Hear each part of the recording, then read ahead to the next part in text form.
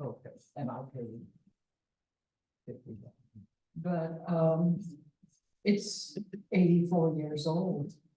And that's partly why I was ready to leave. I not in a position that I can do a new roof for one, want to do a new furnace. And I hated to leave my flowers, and I took a big chunk of retirement, 70,000, had the kitchen and the bathroom redone, thinking out age in place, but I didn't take into account the aging of the house itself.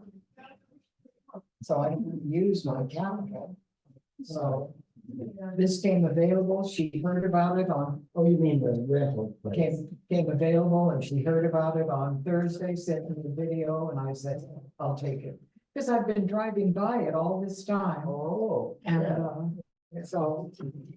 Great location. And I'm going to get statuary for either side of the door. I was thinking of these pieces. Oh, yeah. Oh, you can find replicas, I'm sure. Your neighbors, well, it's Lawrence, so you could probably get away with it in Lawrence. You know, it was funny, we had an art show when I was the head of the art thing. And it was a picture, there were paintings. And one of them was a picture of Black Lad, a painting of a man, frontal. And I can't think of her name, but she always wore a hat. Mrs. She was an old lady, and she turned the pictures around. Oh, and I told her, I said, this is whatever her name was. You go to any art museum or art gallery and you see vacant men. I'm sure she doesn't go to museums and art galleries. I want to save this spot for Mary. Yeah. Because she can't hear. I'll put my. Thank you. She's almost always here. And Well, I can remember, growing up in a Catholic school, 12 years of nun and priests as teachers. And I had a baby brother at 11, when I was 11. And I was so, oh Lord, if I had to change it. So I would just fill the bathtub and flush you in there. And he says, I suffer to this day. I had one student walk out once. Really? In 30 years of teaching. I think that's not bad, actually, especially since I was teaching in Kentucky in a very, rural Christian area. One, I'll take that any day. Right, that's not, I've never heard of students walking out because of that, but. I'm surprised there aren't more. I mean, in a conservative, there are plenty of conservative people and plenty of conservative young people raised very. Well, I'm mentoring a girl from the women's, the women, are you still gonna come to that? Okay, the women's music and dance group of UMKC, and the girl, I wanted to take her to the woman conductor movie. I can't think of the Oh, yeah, I know it, the one you mean. And she said, I can't remember. Why? No, we had it obviously, and she prayed when I take her out to dinner. She prays, and she doesn't. They don't celebrate any. I haven't asked her what her religion is, but they don't celebrate any holidays. So it has to be Pretty extreme if they don't. Yeah. Yeah. So she's no fun. She's a good violinist. Well, where is everybody? here comes somebody. Yay. Well, we're early. Well, not that much. It's 10 till. Usually people are here by now. Hi, Bonnie. It's 10. It's 10 till. Yeah. I can't hear. Bonnie, I'm going to save this one for Mary if she can't hear. That's why I found it. Me too. Get the good seat. Yeah. Well, I mean, the microphone, I don't have it turned on right now, I've but been adamantly opposed to getting hearing aids for myself. But the last 2 times at the symphony, they hit a sour note. And then after the second or third time, I recognized No, they're probably fine. It's Yeah, funny. sure. Really? I was gonna say, they don't get sour notes that much. No, So. they're too loud for me. I had really good seats one year and it was so loud. My brain gets irritated with loud noise. I The can't. first time I tried airplanes, that's was too loud. I heard everything, every tweet of a bird, every. Well, this is just without hearing. It's just any loud noises. It's like the opposite of Mozart, like Mozart makes your brainwave. Well, certain sounds make my brainwaves go like this. And I had to leave at an intermission. I couldn't, and I was sitting there like this through the first half. I just couldn't take it was just too loud. You could have taken your. Well, that's what I do at some movie theaters today have the sound so loud that I will always take earplugs to the movies. Because you never know if you're going to need them there. I don't know why they do. They don't all, but sometimes And it'll the just be advertisements blaring. louder than the. Well, and they're making people deaf. And so because people can't hear, they turn it up more. Oh. There's Hi. a whole slew of people. Oh, good. Well, this is for Mary. This place is safe. Oh, but you can sit up in front. There's places in front. You don't. Yes. Oh, okay. I told you that I was gonna be out of town for Sunday. You And- want me to do it this Sunday? Well, it's not this Sunday. It won't be till the 25th. Oh my God. I just found my missing adapter, the one that I lost. Okay. It was in the drawer I'll of put it the, down. I didn't even think to look here. I bought a new one, but this is the one I had. Well, This I is was the one gonna- that and you got, must have put it in. I knew I left, no, I didn't. I knew I left it here. I left it on the table and I looked everywhere for it for weeks. I never thought to look inside this drawer. Well, now Stupid. you've got two. I know, I'm thinking about leaving it here just in case I forget it one day. There would be one. I'm just leaving it here, but at least, Nobody's gonna take it. no, I don't. Actually have another one, so they're not that expensive these days. Those used to be really expensive, but it's like all technology. Price goes down quickly.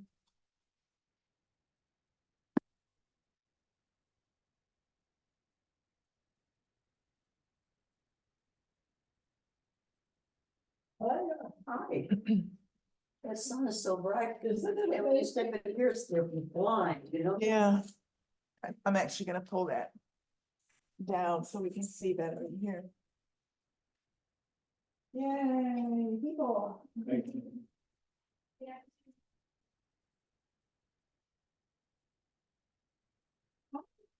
Hi, Amy, how are you? Good, how are you?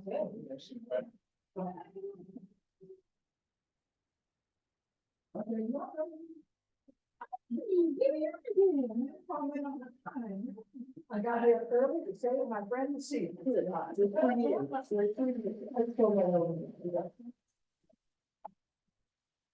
You don't have to be in Gigi's not.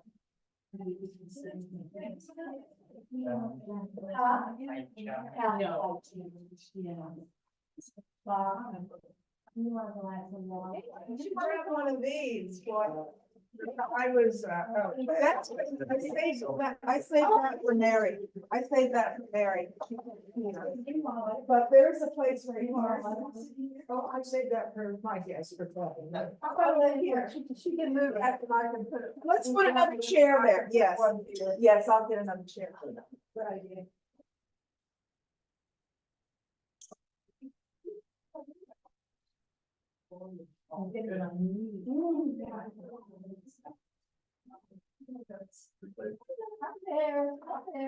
Everybody. We're all public, so. Above and beyond. That's okay. You to be comfortable and Yes, and I've got this. have an extra over here. It's the same one. Thank you. You're welcome.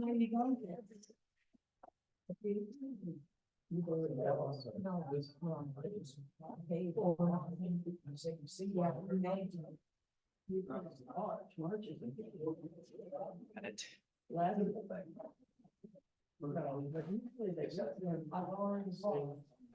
The next year, this fall. Becky, are you going home after this? Yeah. Oh, I whoa. have a bunch of I'm sorry, fabrics that I'd like you to look at. Oh, really? And see if you think of any, I've been trying to figure out what to do with them. But could you come up and look at them? It's heavy. Okay. Okay, I'll be there. Okay, after class. I was gonna tell you, I sent Stephanie a card from. Oh, nice. But I wonder how she's doing. She seems to be doing pretty well. And she can't get around, but she's. Other than you. I keep telling you, they forget to tell you the things. You can't, well, it's okay to take a shower. Driving foot. It's her right foot, so she can't drive. Yeah, well, see, that's, I broke all that, right, Yeah. leg, but She's got a, like a scooter. Yeah. But then I say, when they tell you, okay, it's okay, you can get in the shower, but you know what? You can't, well, even have to take the, but even then, you're fine, but you can't put your weight on that foot to get in that shower, you know, all those little, or it's crazy, you can't put a, you can't reach it to put a sock on it, but it's just, those things they don't tell you about, you know. They don't. But she's doing good. Wow, this is too loud. Do you happen to need another coffee table? No. I don't mean coffee, I mean bridge table or whatever they call No, I really don't. I don't have room it. I for thought any more that they things. have projects going and I have two folding tables. Well, that's what these are. They're smaller than that. I have two of those already that I put up when I had, Well, mine are, what do you call it, card tables? yeah. And No, I wouldn't don't, give but it thank to you. auction, But I thought you need to have them. Oh, thank you.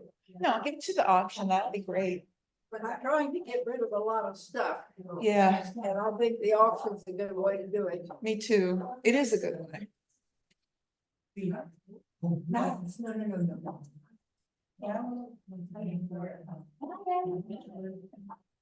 It's actually warm in here. It is.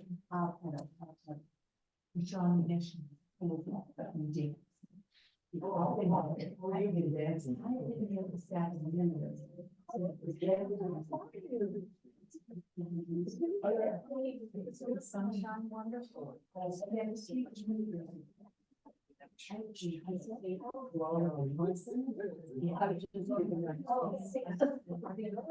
And I got it ready for her.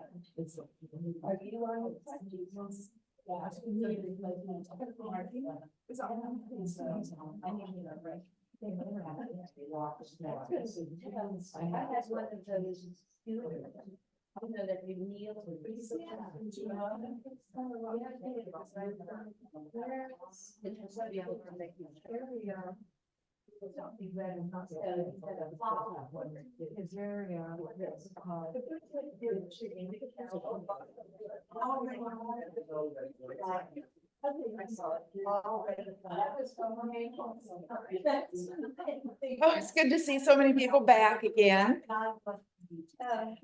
I put the donations envelope out down here. If anybody would like to slip anything in there, thank you very much. Appreciate it. Good. I'm glad. Thank you.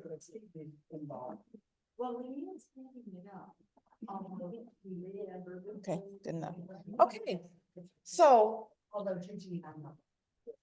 we're going to finish Greek art today and start on the Roman Empire. Is this too loud? Okay, because I like it up like this, because then I can turn my head and don't have to worry about it. I can see. Okay. Welcome, Zoomies. Good to see you. Nothing personal, but I'm going to move you down here to the corner.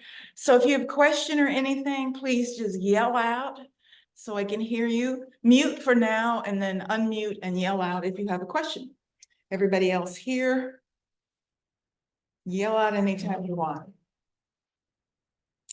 Okay, so where we were last time is we had just started to talk about classical art. And I had made this comparison between the earlier archaic figure on the left and that early classical figure on the right. And while many of the changes are obvious, it's much more naturalistic, much more believable as a human figure. But the biggest difference, what we really look at, is the stance. And in the classical period, you find this new position of the body called contrapposto, which literally means turning against, like contraposition. And what it is a weight shift, meaning that his weight is principally on one leg while the other is relaxed, as opposed to the older figure where his weight is evenly divided on two legs.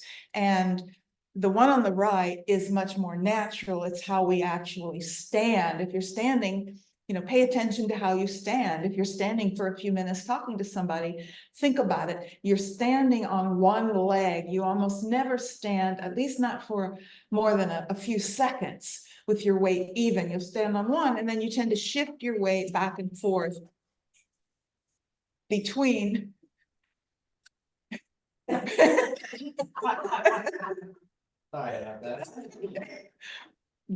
That's okay. Everybody's checking their phones down.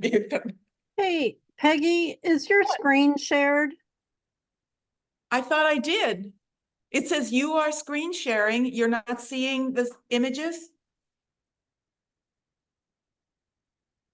You're not seeing two sculptures?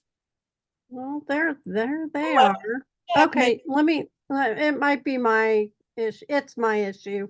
Never mind, sorry. Just wanted to double no, check. always check. I'm gonna assume everybody out there can see. If you cannot see two sculptures right now, please yell at me. All right. I think Okay. it's good. I think it's good. It was on my end, sorry. Okay, no problem, no problem. It's not that I haven't ever forgotten to screen share, which I did day one. Okay, so when you shift your weight in contrapposto, what it does is it throws your hips off. One hip will be higher than the other. It also affects your shoulders and the twist of your spine, although in this early figure, we don't see that yet.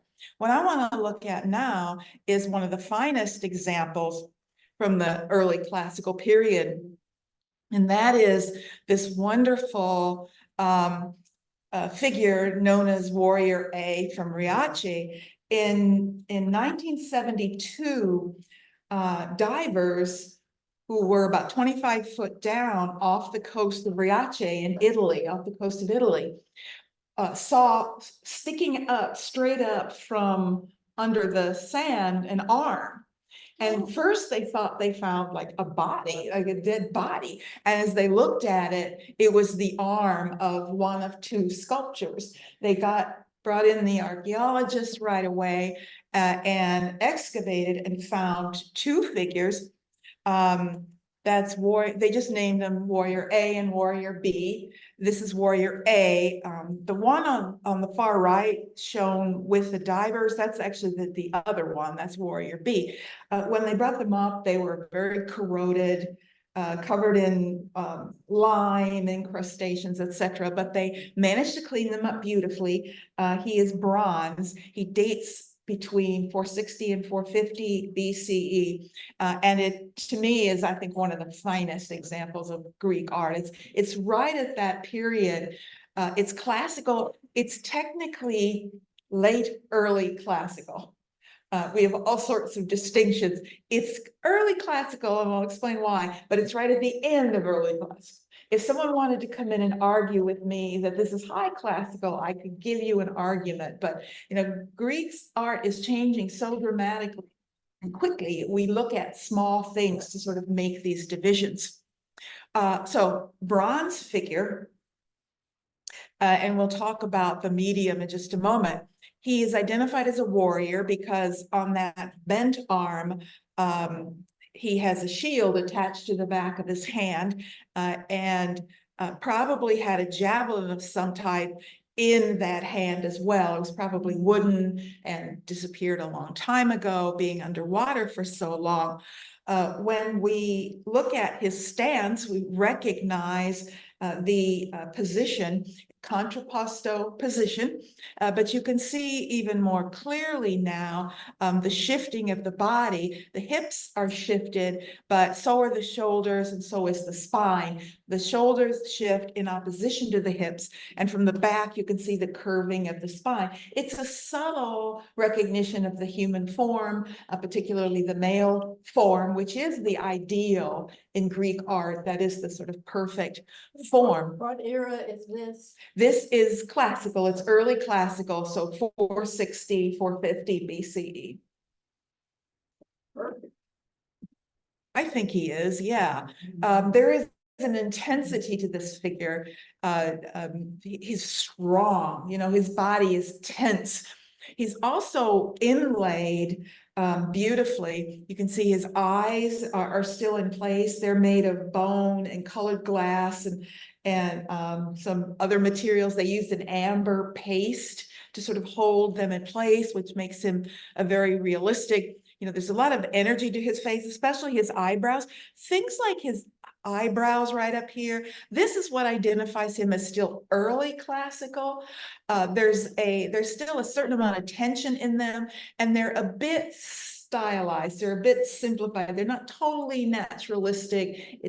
The older pieces just had a sharp cut. He still has a bit of that, so it's not as fully finished. You can see the inlay there. Basically, he also has copper. His lips and nipples are inlaid with copper. His teeth are silver plated, and he has individually attached eyelashes that were cast in bronze. That's not uncommon.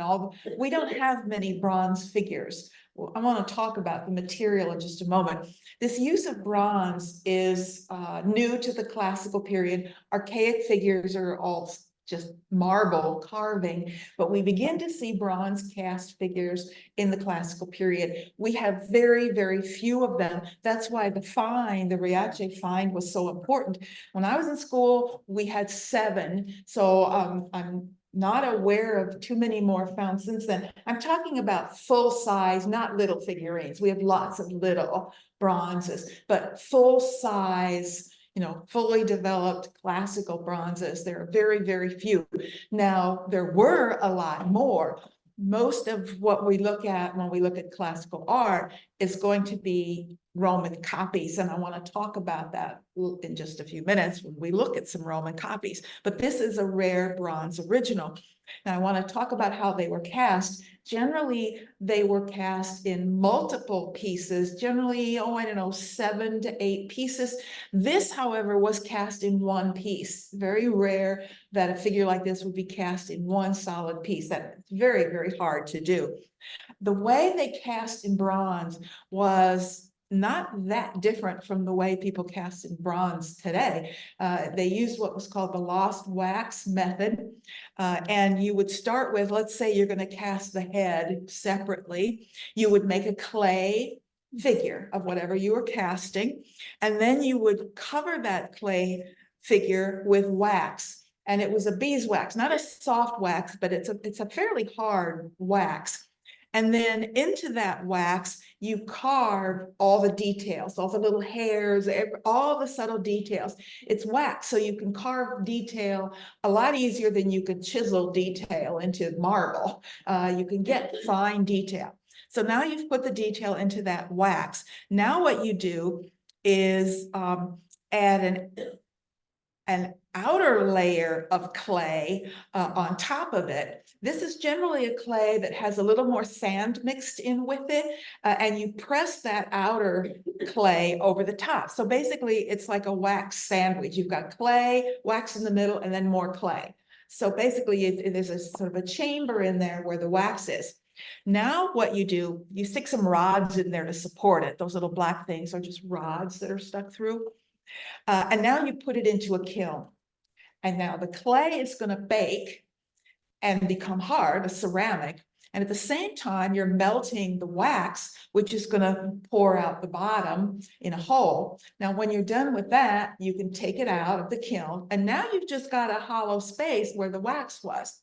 So now you plug up that bottom hole, and now you can pour in molten bronze, and the bronze will fill in the space where the wax was. And in fact, the bronze will pick up every little detail that you had carved into the wax.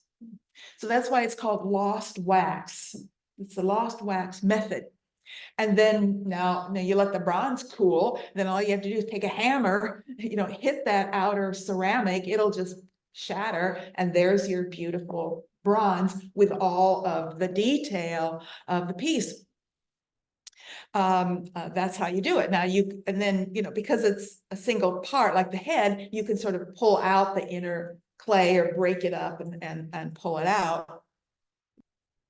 This figure, however, because it was cast as one solid piece, it still had the inner clay inside of it, but they found a way to remove it. I don't know how they did it, but somehow they got it removed. But there, at the time, there was no way to remove the inner clay, so they just left it. So why bronze? Why did they prefer bronze over marble? Well, if I ask my students, which I typically did, which is heavier, metal or stone, they're going to tell me metal every time, because they're thinking of big, heavy iron bars and things like that. In their minds, metal is heavier, but this is hollow bronze. It's much, much lighter than a stone or marble sculpture would be. So being lightweight, that was a huge benefit. Because of that, it could support its own weight very easily. It could stand, as you see, just on those 2 feet. It didn't need extra support to hold it up, which, as we will see, marble sculptures often do, especially if you have arms out like this on a marble sculpture, you probably need some added support for it. Of course, the greater detail is an important reason for choosing the bronze. The fact that because of the wax, you can carve in all these little details of every little hair there in his beard, etc., all the muscles and tones, and you can make it much more lifelike, and that's why they preferred bronze. So if the vast majority of Greek classical sculptures were bronze, and there would have been hundreds and hundreds of them, where are they? Why don't we find them? And why do we find a few? Well, I'll tell you now, the few we have were found because they were either buried underground or sunken on a ship. In other words, they were out of sight. They weren't out exposed. So what happened to all the bronzes? They got melted down. They got melted down. Why? Lots of reasons. One, bronze is a precious metal, and throughout the Middle Ages, bronze was worth a lot more to people to melt down and make weapons and other things, tools, and make things out of. Also, in the Christian era, these were considered pagan figures. So it was twofold. Christians would destroy them if they thought it was some pagan god, they're going to melt it down, but they also wanted the bronze. It was a little bit of benefit for both. So they were, any bronze they would have found, they melted. Yes. Okay, I'm having trouble getting my mind around what kind of a film would you have to have? A big one. A huge film, Yeah. and these were fired by wood, I'm assuming. Yeah, wood fired. So you really Probably. couldn't regulate temperature. You could regulate it some. You could regulate it. You could regulate But temperature. I just can't imagine a kiln that size. Well, these would have been made in professional shops. This wouldn't have been a backyard No. deal. This would have been a professional sculptor shop who probably had huge kilns and made hundreds and hundreds of these. So it would have been like a factory situation, not, yes, but a big one. A big one, yes. Yeah, clearly professionally done, and professionally well done. So we're thrilled that this sank on a ship, one of those hundreds of ships at the bottom of the Mediterranean, and that gives us hope that there's more out there. And where were they taking them? well, Ships? Did they Interestingly, sell them somewhere? Or- yeah, they're some of the big sculpture, I don't want to call them factories, but workshops, a lot of they weren't in every city. There would have been places, there were 2 or 3 places I know on the, in the colonies, like on Rhodes. For several hundred years, the island of Rhodes housed a major artistic center. There are some other Greek islands that were like that. So they could have been bringing them sort of anywhere in Greece. This was found off the coast of Italy, and there were Greek colonies all along there. So undoubtedly, they weren't, this probably wouldn't have been made in Italy. It would have been being brought to Italy. And so probably it was probably traveling along the coast of Italy when it sank. Maybe Yeah. the teeth on this bronze fascinating. Is it unusual to have teeth shown on a sculpture like this? Well, it is. That's what dates us to this moment in time. You don't see it later, you don't see it earlier. Good point. That's what gives him a fierce quality, the fact that his mouth is open. You certainly didn't see it in the archaic pieces, and you're not going to see it in the high classical. You'll start seeing this stuff again late in the Hellenistic. So yeah, that's not typical, but it is this one moment in time. And when, even 10 years later, you're not going to see this. In fact, I'll show you something from 10 to 20 years later when we move into the high classical. This creates too much emotion. And it's right on a tipping point. Do you know where this sculpture is today? Museum, wherever? This particular one, it's probably in Italy somewhere. I'm not really sure. I'd have to check. I know where the classical ones are.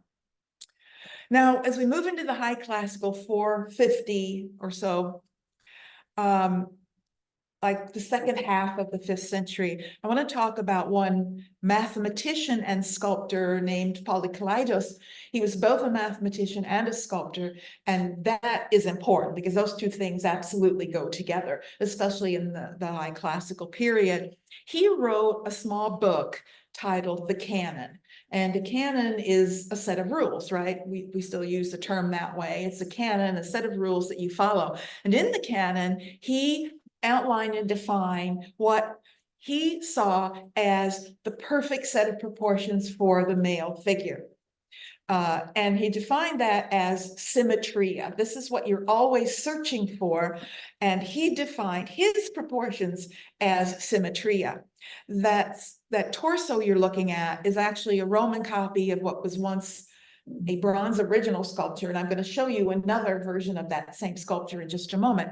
One that he made as a demonstration piece that accompanied his book called The Canon. And in the word symmetria, you can see our word symmetry, but it doesn't mean the same thing. Symmetria into the Greeks meant the perfect ratio of all of the parts. It meant the perfect ratio of all of the parts to one another and the individual parts to the whole. And as you can see from the little diagram, everything is measured and proportioned. In other words, if you know one measurement of a human figure, like if I told you the distance between this knuckle and that knuckle was 1 inch, from that number, you could calculate the entire body because you know that ratio to this ratio and that ratio to that ratio and that ratio to that ratio. If anybody would have benefited from a computer, it was the Greeks. This would have helped them a lot, but they were doing it even without that. That precise detail, they're looking for the formula for beauty. They're looking for this algorithm that defines perfection, that defines the ideal. Now, we talked about idealism last time and Plato's sense that the ideal can only exist in your mind. Well, Polykleitos is looking for a way to bring that ideal out into the physical world. There must be a formula for it. There must be a set of numbers. And he's looking at the world as a mathematician and recognizing the ratios and the geometry of the world that he lives in, and using that and trying to find a way to create perfection. Yes. Did he do one for women? Oh, no. Perfection is found in the male body, not the female.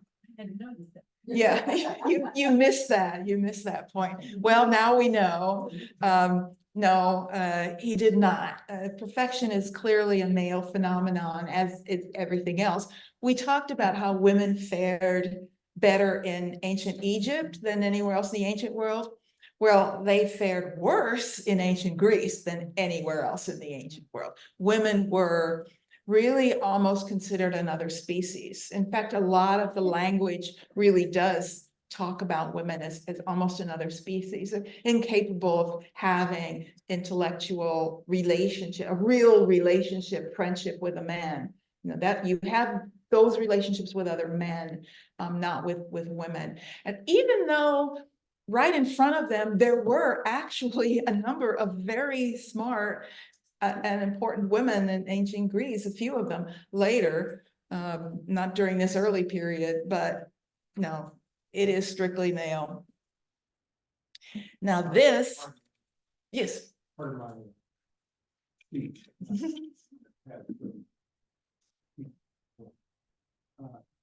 But I was thinking of Michelangelo, hundreds of years later. His left hand, the left hand of David, is he didn't have symmetry to go on. I was thinking of Michelangelo when I was talking about him just now as well.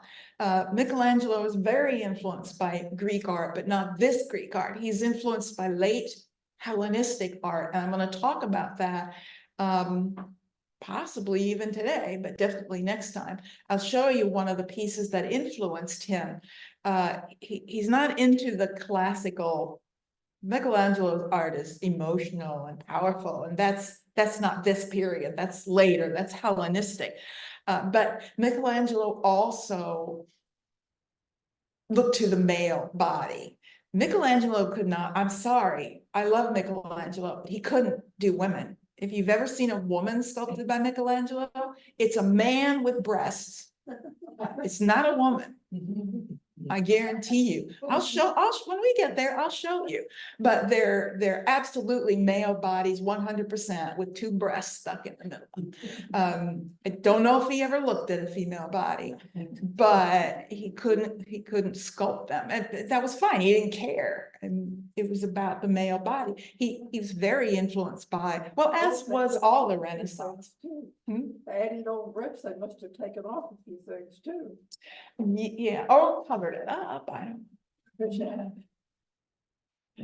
Anyway, this is another copy of the same sculpture. Both that torso and this whole figure are copies, Roman copies of a lost bronze figure that was sculpted by Polyclitus as a demonstration piece. So this has the exact mathematical proportions that he talks about. It's considered sort of the epitome of the classical. In fact, there are a number of different versions of this sculpture, but this particular one is certainly the best known, one of the most famous. The spear bearer, some people say it's meant to be Apollo. Sometimes he's just called the Doryphorus, which means spear bearer. He would have, again, in that one hand, there would have been a long lance, a wooden lance, but it pulls together all of his ideal. Now, the Romans, why we look at these, we call them Greek. I would never call this Roman, don't ever call this Roman. This is Greek, 100% Greek, even though technically I don't like calling these copies. Everywhere you will ever read, we'll call this a Roman copy. I prefer to think of them as replicas, because in my mind, for some reason, there's a difference between a replica and a copy.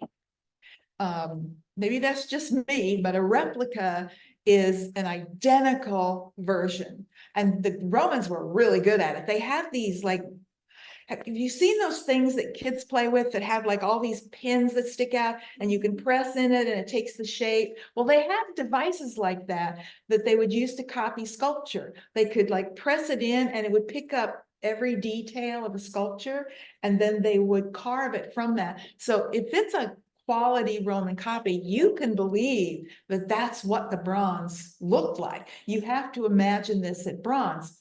Although some of you know why, because you've had this class before, why we can look at this and know that it's not an original. There are other elements to the sculpture that tell us it is a copy or replica. Does anybody remember what that is?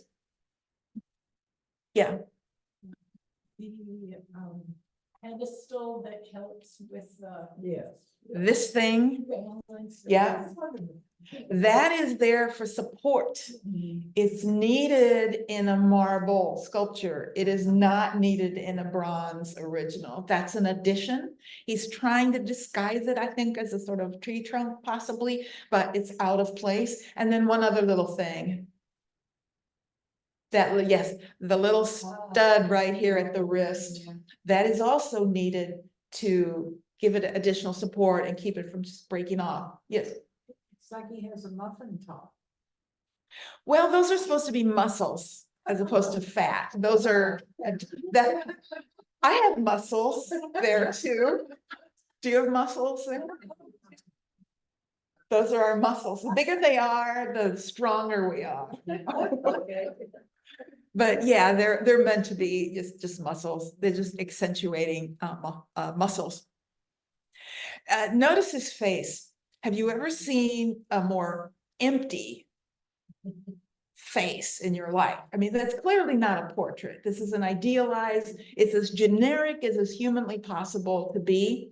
And there is nothing there. That is the Greek ideal.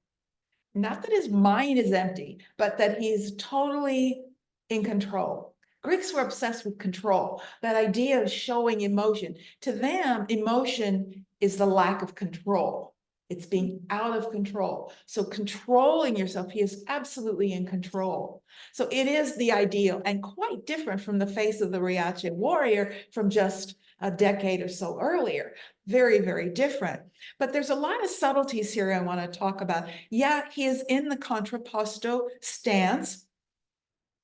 Well, here, let's compare the Riace warrior. They are different ratios, they're different proportions. The body is in a different canon in terms of the proportions of the body, but they're standing in a fairly similar manner. What they have, particularly actually, I'd say the Doryphorus is just the opposite. They both have their left arm bent, but the Riace warrior standing on his right leg, while the Doryphorus has his weight. Oh, they both standing on their right leg, but he has his bent leg back, which almost gives a sense of moving, stepping a little bit. What they have is a kind of cross-body balance. In other words, the right arm and the left leg are relaxed, while the right leg and the left arm are tense. So it's across the body. Little subtle things like that. The turning of the head, both of them have that little turning of the head, which gives a little bit of motion. It takes you beyond the archaic piece. So this is the essence of the high classical idealized work demonstrating both contrapposto, but and symmetria. It's seen as understood to be the kind of height of artistic culture, intellectual contributions of the Greeks. This is how they saw it. Doesn't mean we necessarily have, this changes over time, personal preferences. I find the high classical, which is so-called golden age, to be the least interesting of all of Greek art. That's just our taste, and people have seen it differently over time, depending on the moment you live in. Would he have had a spear? He's a spear carrier. Yes, he would have had a wooden spear in that hand. Wouldn't. Wooden. They always just have probably a real javelin, and it just doesn't last. It rotted away a long time ago. But yeah, they both would have had real wooden javelins.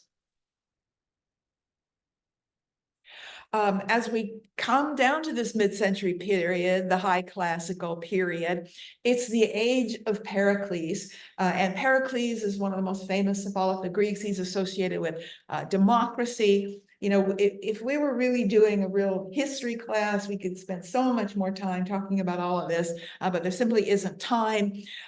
He was vying with for power in Athens with Thucydides, Thucydides was ostracized in 442. And I want to talk about ostracism because I think it's the greatest thing the Greeks ever invented. And sometimes I wish we had it. Ostracism is when once a year, all of the Greeks could submit a name of someone, anyone that they wanted ostracized from the city for 10 years. You could throw anybody out of the city for 10 years. And it typically was someone who they believed threatened their democracy. A politician, it could be a senator, it could be anybody they thought was a threat and they just wanted them out. You could just vote them out. What a great idea. Anyway, Vote them out, or you could just, you had to vote, whoever won. could you throw out your ex-husband? I mean, this. If the majority wants him gone, he's gone. Okay, just. If the majority wants him gone. So those are ostraca that you see there. They're clay ballots and they have names inscribed on them. People could submit names of anybody they wanted, and then like the highest, I don't know how many, would be on the final ballot, and then you'd have to vote for one of those 10 or however many. And so those are the ostraca with the names on them. That's where the word, ostracized comes from. And Thucydides was ostracized, leaving Pericles really alone, sort of in the position of power. And so he was voted the title general, which is the only title he ever really had, was general, which was a position of honor. And this is where he now begins to build the golden age of Athens. We talked last time about the Persian War and how the Greeks stopped the Persian advance, pushed them back, and how Athens really took pride in doing that and saw themselves as the ones that were the most responsible for it. Remember, they'd been building this treasury on the island of Delos just in case the Persians came back. Well, after 10 years or so, it was obvious the Persians weren't coming back, and this treasury was there, and all the Greek city-states were paying into it. And Athens said, well, listen, they damaged our city. We have a right to that money. We're going to take that money. And that's when Pericles decides it belongs to Athens. Now, the Greek city-states were already bothering each other. By 470, after the Persians were kicked out, it isn't long before all the Greek city-states are these little skirmishes and disputes among them. They're building towards civil war, which will happen by 431. Actual warfare will break out. But even before then, they're angry with each other. There are disturbances, and Athens in particular is pissing everybody off because they've looted the treasury. They trying to push people around. They never went out and tried to build an empire. We talk about the Athenian Empire, but that's largely a sphere of influence as opposed to territory conquered. It's not like the Roman Empire where they're out there really conquering territory and ruling the world. Athens wasn't like that, but they still wanted to control everybody. And we're going to loot the Delian treasury. And one thing we're going to do about it is we're going to build the Acropolis. It was there before, but it was completely damaged and destroyed. And we're going to build this beautiful new place. And I love that quote from Pericles: future generations will marvel at us as the present age marvels at us now. I mean, they're suffering from extreme hubris, something we know from the mythology class plagued the Greeks. They were always afraid of hubris and were always warning about it. And so many Greek myths centered on the idea of hubris, which is sort of excessive self-aggrandizement. But this is what they're going to build. Overseen by Pericles as the politician in charge and funded by the Delian League, but also Phidias had a huge sculpture shop, and he oversaw all of the sculpture. And there's a huge sculpture program on all the buildings, individual sculptures, and then individual architects for the buildings. And I principally want to look at the largest building here, which is the Temple to Athena. And we'll talk about that in a minute, dedicated to Athena Parthenos. All Greek temples faced east. I think I mentioned that briefly, so that when you open the doors, the rising sun would shine in on the cult figure. So the actual entrance to the Parthenon is on the far side, way around here. This is actually the back.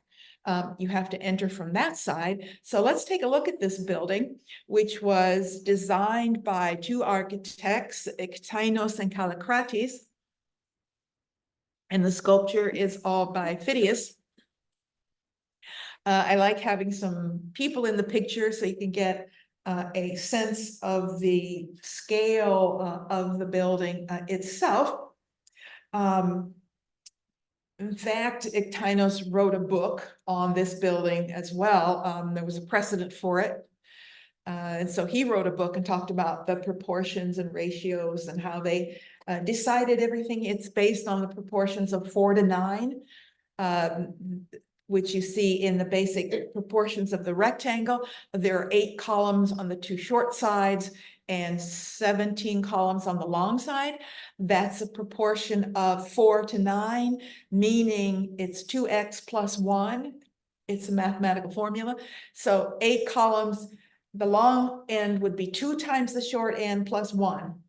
So 8 columns, 2 times that would be 16. Add 1 makes 17. That's why there are 17 columns on the long side and 8 columns on the short side. So it's mathematically calculated to be the most beautiful, perfect being, which is still rooted in the proportions of the human form. So even architecture is influenced by these proportions. So we're going to take a look at several parts of it. It's marble. It's 100% Pentelic marble.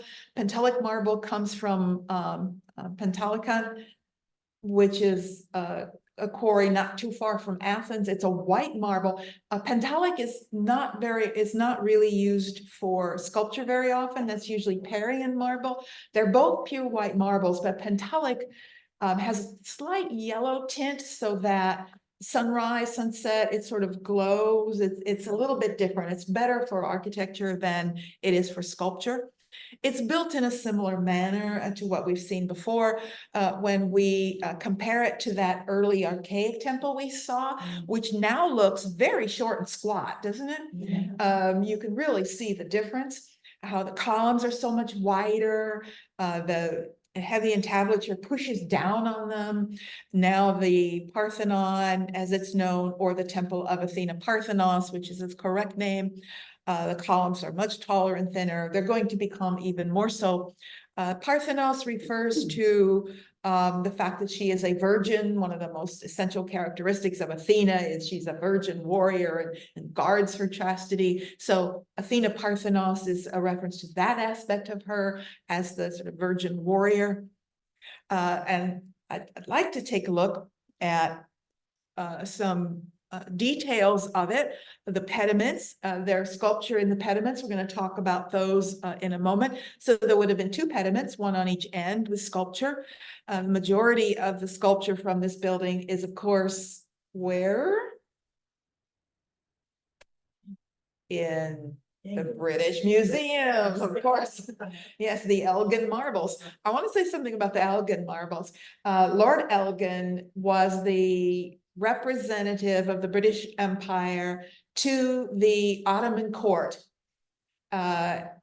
Because at the time that the marbles were removed, Greece was part of the Turkish Ottoman Empire, and in fact was not being taken care of. The Turkish soldiers would often use the sculpture for target practice. This was not their culture or their history. And Lord Elgin, when he asked, could he please remove these sculptures, he really was trying to save them. As much as we constantly are talking about how the British are looting the sculpture of the world, I do want to say he had very good reason for what he did at the time. However, the Turks are long gone and the Greeks want their sculpture back. Now, I can forgive them for taking them, but now it's time to give them back. But that's never going to happen. And we know why the British are never going to give any of their art back. Because England would have no more art. Because almost everything they have is from all around the world. I mean, it's just, they can't afford it. They just can't afford to do it. Even though they keep promising they will, whatever. So that's where the pediments are, and so are the triglyphs and metopes, or the metopes anyway. The triglyphs and metopes, we're going to look at some of those as well. Now, I want to talk about the subtle refinements on this building, most of which are not visible to the human eye. That little diagram is an exaggerated view of the subtle changes. You can't see those things, but that's where they are. First of all, the base itself, the stylobate, is curved. It's taller in the middle on every side. Now, there are practical reasons for that. Water can run off, etc. But it also gives the building a slight, subtle, perhaps subconscious sense of movement. And the entablatures are also curved in the same way, and they don't need to be. There's no water being held up there, but they're curved in the same ratio. Every column is leaning slightly inward. And that means every column is slightly different from the columns around it, which means every drum of every column has to be individually carved for that specific location. It, of course, also has, and Tassus, I'll talk about that in a second. Before we move on, I have to tell you about this. One of my favorite Greek things, because it's something that nobody would ever know or ever see, but it matters to the Greeks. And that is what was known as the triglyph problem. Now, as you move across the facade or the side of the building, the rhythm of triglyph and metope is there's a triglyph directly over the center of every column and another triglyph directly over the center of the intercolumnar space. They're not just slapped up there anywhere. It's got to make sense, you know, it's got to be precise. So that's how you have them, which works just fine until you come to a corner. Because as you get closer and closer to a corner, if you continue that, you end up with a triglyph here over the middle of the column, and then this strange little nothing thing on the end. There's not room for sculpture, whatever. They wanted the corner to end in a triglyph so that it would sort of wrap around like this. But to do that, it means that two columns away, you have to very slightly start shifting microscopically the position of the triglyph. A little bit. Notice, whoops, didn't need to do that. Notice that this triglyph is not in the center. It's slightly over. It started 2 columns earlier, slightly shifting, so that by the time you get to the corner, you have a triglyph in the corner. Problem solved. That's the solution. Would anybody probably notice that? Highly unlikely, but it mattered. It's principle. That's Greek. And I'm telling you this because when we get to the Romans, we're going to see a very, very different sensibility. But that's how the Greeks thought about everything. On the plan, it's a peristyle temple, as we saw with Hera, meaning there are columns completely encircling it. That's a peristyle. And the outer order is a Doric order. We'll come back and look at those capitals again. As we normally see, it has a cella, a central room. In this case, columns in the cella that go all the way around. This is where the cult figure would be. And then the treasury in the back. Because there's an even number of columns on the short end, it means that right in the center, you have an open space, which is what you want, so that the sun can shine in the morning, straight down the middle on the great cult figure of Athena, which I'll show you in just a second. Let's look at the sculptural plan of this building. We talked a bit about this in the mythology class because we were talking about these stories. So some of you have seen this before. Over the 2 pediments, over the main entrance, we have the birth of Athena. And Athena was the daughter of Zeus and Metis.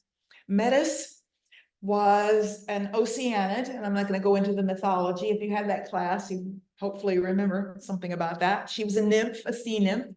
Her father was Zeus, but there was a prophecy that Metis would give birth to a son who would be stronger than his father. So to forego that prophecy, Zeus swallowed Metis while she was pregnant with Athena.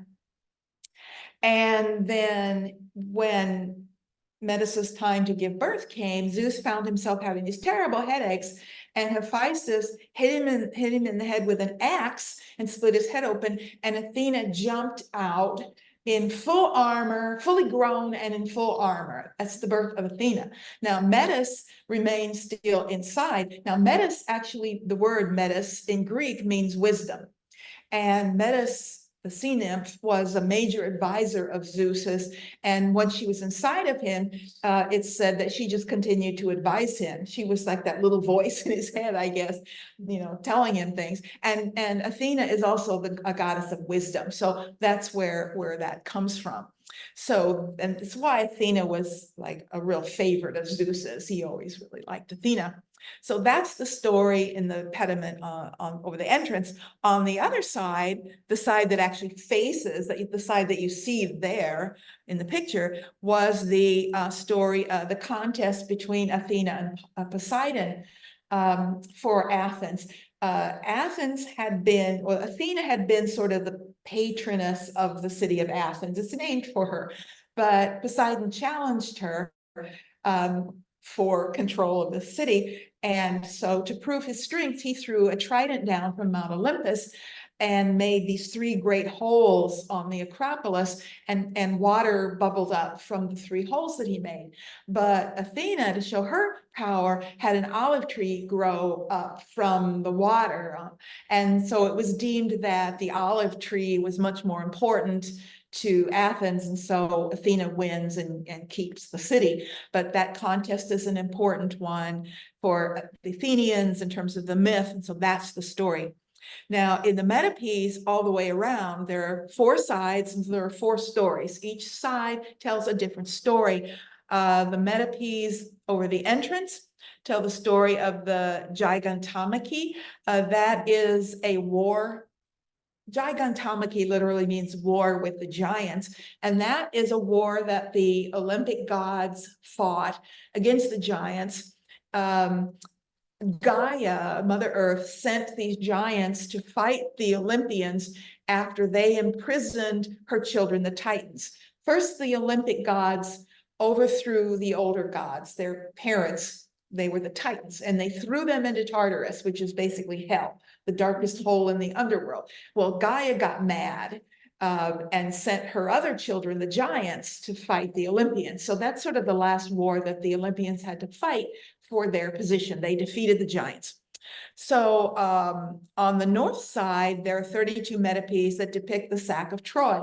The story of the Trojan War is really a kind of core story for all of Greek mythology. It's a story that sort of ends all of Greek mythology. It's the end of all of these stories, are to end with the Trojan War. So it's very important. So 32 scenes from that.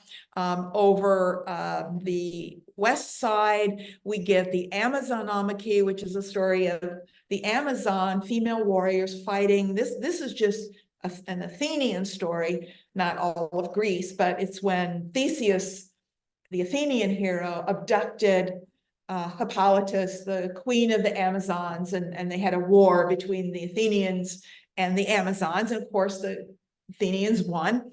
And then along the south side, we have 32 scenes from the Centauromachy, which is a war with the centaurs. And the centaurs are half horse, half man. And this has to do with a story of a wedding that the centaurs weren't invited to, but they came anyway. And then they drank and got drunk and started running off with all the women, and a war ensues from that. And it's a battle between the Lapiths and the centaurs. The Lapiths were a Greek tribe. So one thing that all of these stories have in common, what is the one thing? They're all wars won by the Greeks or somebody that symbolizes the Greeks, either a Greek tribe or the Greek gods. The enemy symbolized for the Greeks the barbarian, right? They're all about the civilized Greeks defeating a barbarian force. That's what they're all about. Now, this is built with the money taken from the Delian League, which was money accumulated for the defense of Greece from the Persians, whom the Athenians just thought of themselves in their minds anyway. They just defeated the Persian Empire. While there are no images of Greeks defeating Persians on this building, everything on this building is really about Greeks defeating Persians. It's all these are just metaphors, one more version of the same story. The Greeks saw themselves as civilized people defeating the barbarians, i.e. Greeks defeating Persians. So it may not depict the Persian War, but it's nonetheless very much the Greeks speaking about that victory and who they are and how civilized they are. Yes. There is a copy of the Parthenon in Nashville. It's not this big though, is it? It's the exact size. Is it? It's a perfect replica. Everything is exactly the size. Oh, in the picture, it looked much. No, it's not. It's not. Those are tiny little people and they're no bigger than the people in front of the, no, it's exact replica. It was built in 1897. Nashville is known as the Athens of the South. That's why it's called that. Yeah, I've been there. Anybody been there? I've been to Nashville. Yeah, no, it's exact replica. It's a strange thing. I agree. No stranger than Memphis, than that little strip of the Mississippi that has all these Egyptian references. And you get the pyramids in Memphis and you get, it's all, I don't know whether it's a Tennessee thing or what. I was in Kentucky, so I don't know. We didn't do that in Kentucky. I was 2 hours from Nashville. It wasn't that far away. So that's the sculptural program. Here's one of the metopes that depicts the lapis and the centaurs, lapis fighting a centaur. So in other words, a Greek fighting a barbarian. And it's high classical style. It's the same style. It's sort of that perfection of proportion and form. While it's in the middle of a wild battle, you don't really get a sense of out of control wildness. It's really quite static in many ways. And it's a strange image in that it's sort of very artificially constructed, but you don't notice it right away until you start looking at it. First of all, there are proportional issues right away. That's a half man, half horse. That horse doesn't even come up to his waist. How many horses have you seen that don't even come up to your waist? I mean, that doesn't make sense. Number two, how is he in relation to that centaur? How is he actually standing? If the centaur is behind him, how is his left arm behind the centaur? I mean, think about it. I mean, you don't notice that, do you? But when you do notice it, you realize, wait a minute, this doesn't make any sense at all. If he were to swing around and try to sit on the centaur. He'd have to squat down. He'd have to squat down to do it. But he seems to be parallel to the picture plane. If he's parallel, if that arm's not reaching straight back, it can't possibly, he can't be both behind and in front of the centaur. And he is. He's both behind and in front. And not to mention that lovely drape over his arms. I mean, it's beautiful, but what's it doing there? And how is it staying in place? It's just sort of hanging over two arms. You're in the middle of a battle, and this thing, this beautifully draped thing, just hangs there while you freeze. Now, the fact that it's so very static and frozen is because of the fact that it's dominated by horizontal and vertical lines. When we look at the construction, well, first of all, it was brightly painted. Don't want to throw you off again, but yes, it was brightly painted. And there's enough bits of pigment left that they can reconstruct it. So we know what it looked like. I mean, this is 40 feet in the air, so you've got to have some way of seeing it. Yeah, it is almost 6 foot tall. small. They're big. These aren't tiny little things. They're big, but it's still way up there. So it had to be brightly painted. But it's very, very classically composed. And I'm going to talk as we move into later periods about, we still talk about classical composition. It's a term that goes back to ancient Greece. This is an example of it. It's very structured. It's very framed. You get this sort of curving frames bookmarking it in a sense. That's the frame. And then the other lines are dominated by horizontal and vertical. The only diagonals you get form an equilateral triangle, which is a stable triangle. It's not, it's what we call, literally, we call that a stabilizing triangle, because it can't be moved, it can't be formed. And instead of the angle creating a sense of movement, it actually creates a sense of stability, as if you're like locked in that place. It can't move. I used to have a dog that when I'd take her for a walk, and she didn't want to go back in, she'd spread all four legs out and lock them to create this incredibly stable thing that wouldn't move. Fortunately, she was very little and I just picked her up, but she never figured that out. But it's the same idea. It's that stabilizing, lock you in place. And that's very Greek. I like the idea of it being choreographed and implausible. I love that. It is very much so. Of course, the replica. So we're going to look inside. This is actually the Athena Parthenos in Nashville. It is an exact replica of the original Athena Parthenos sculpture that was in Athens, which disappeared a long time ago. We don't know when that disappeared. It's made of gold and ivory. It disappeared a long time ago. Certainly, if it were still around when the Turks got there, they would have taken it, but I don't think it was even around then. We don't know exactly when it disappeared. We do know exactly what it looked like, however, because there were many replicas made. This was famous. This was like, you go to Paris and you bring home a little Eiffel Tower. There were little figures of it that we find all over the world that were sold like to tourists. So and it was on coinage, other things like that. So we do know what it looked like. And certainly it was written about all the time. This again, overseen by Phidias. When I say Phidias made the sculpture, I mean, he was in charge of a huge workshop of hundreds of artists. He didn't physically make it. This is what we call a chryselephantine sculpture, as were most of the other giant figures. Chryselephantine means it's made of ivory and gold. That's what it means. However, it's not solid anything. It was built from a wooden frame. It's like the Statue of Liberty that has all this open framework inside, although this was wooden.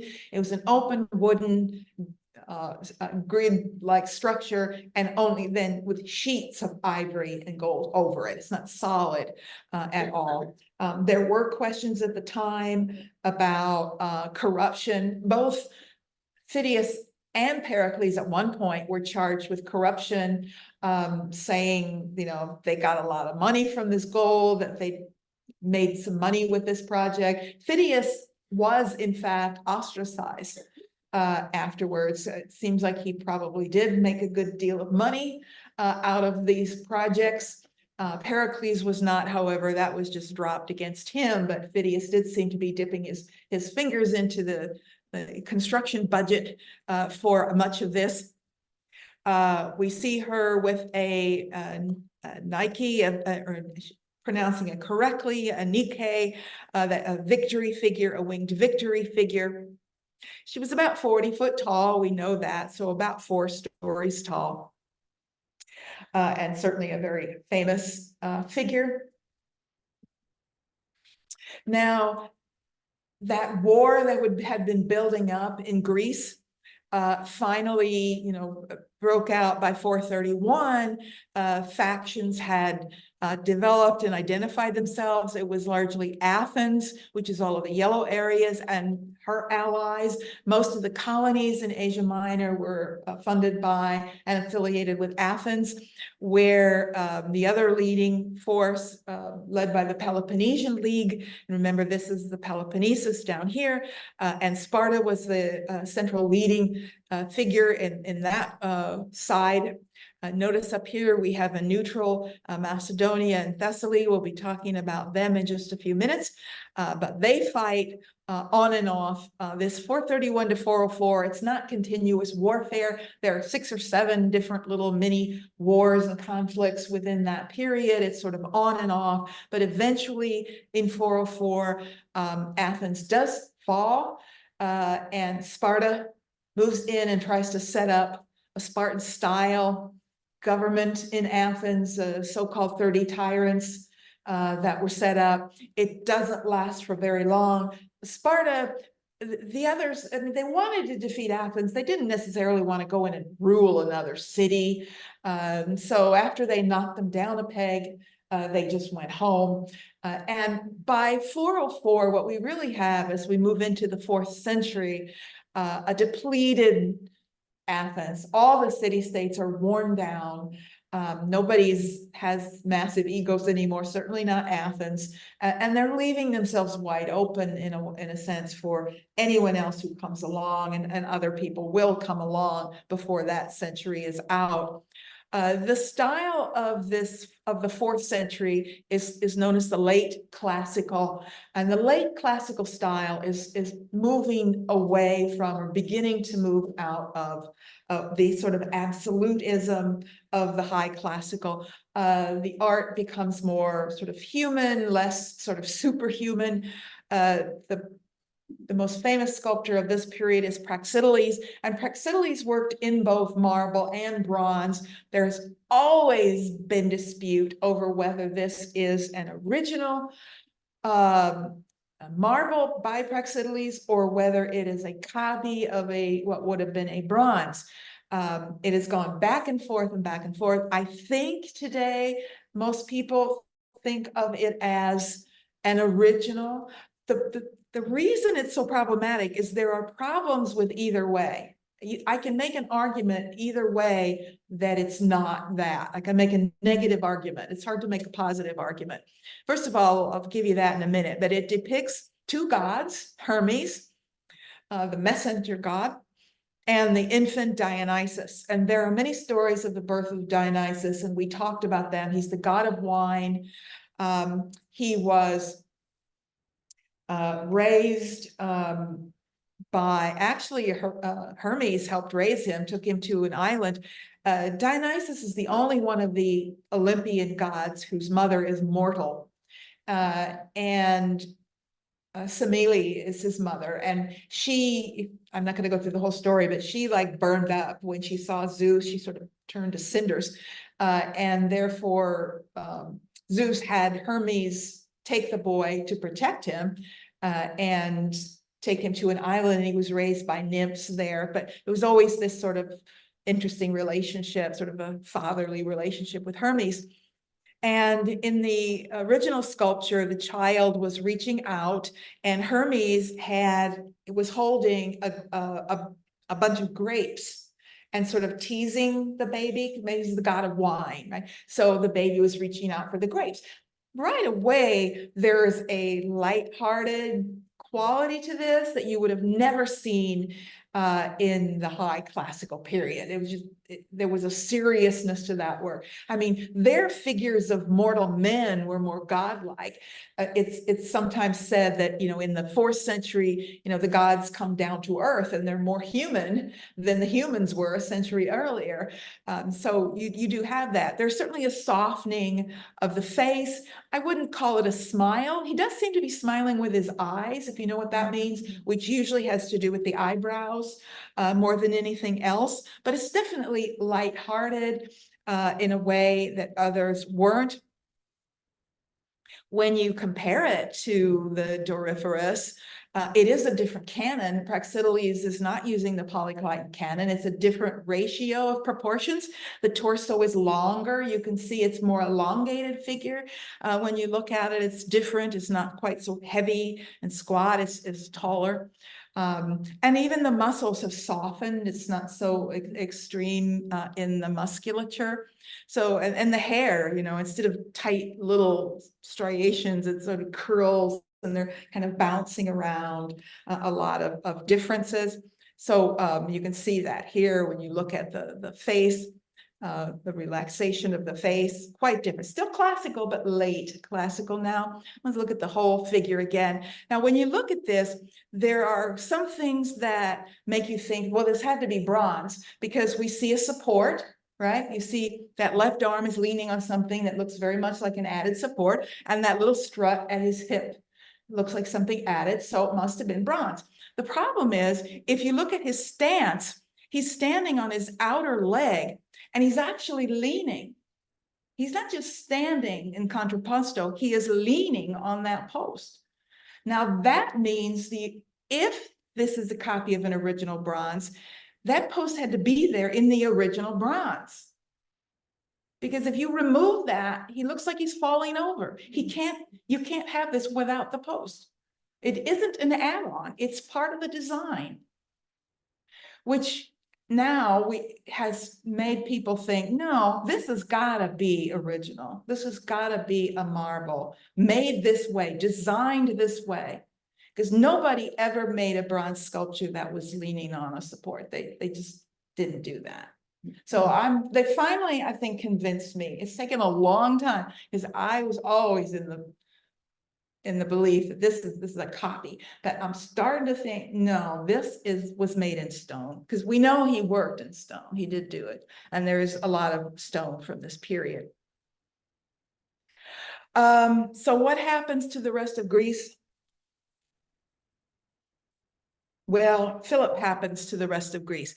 During the Peloponnesian War, when all the city-states were fighting each other and depleting all of their forces and everything else, Philip of Macedon, or the Macedonians, were quietly sitting out that war. And by the mid-4th century, Philip II, the king, had moved down and controlled all of Greece, and he did so very easily.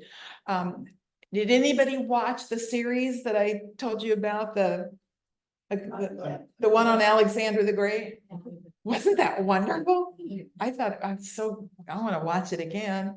But it sort of comes in right when Philip is now starting to think about moving to the Persian Empire, and then he's assassinated, and his son Alexander takes over, and it's about Alexander moving east. So if you haven't watched that, if you have Netflix, it's just called Alexander, the Birth of a God, or something like that, Creation of a God, or something.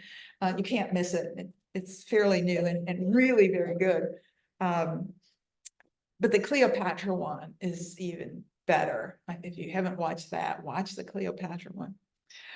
So then Alexander takes over, and in that mini-series, it focuses on some of the early battles along here as Alexander's pushing eastward, and it focuses on the battle. The first, one of the major battles is the Battle of Issus, and when I saw it, I immediately thought of this, because remember that in the one battle where they make eye contact, where Darius is in his chariot, they make a big deal of it in the miniseries, where they literally are there, and Alexander and the Persian king make eye contact in this battle, and they talked about it. This is a Roman mosaic from the 1st century that depicts Darius and Alexander at the Battle of Issus making eye contact, which tells me that story, that moment historically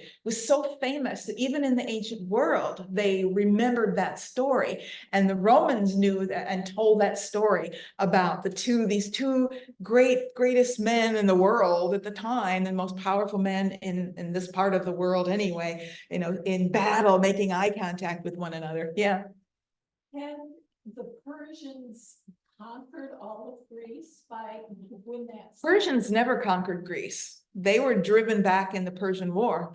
Well, why was Alexander so aggrieved by? Yeah, he was, wasn't he? Yeah.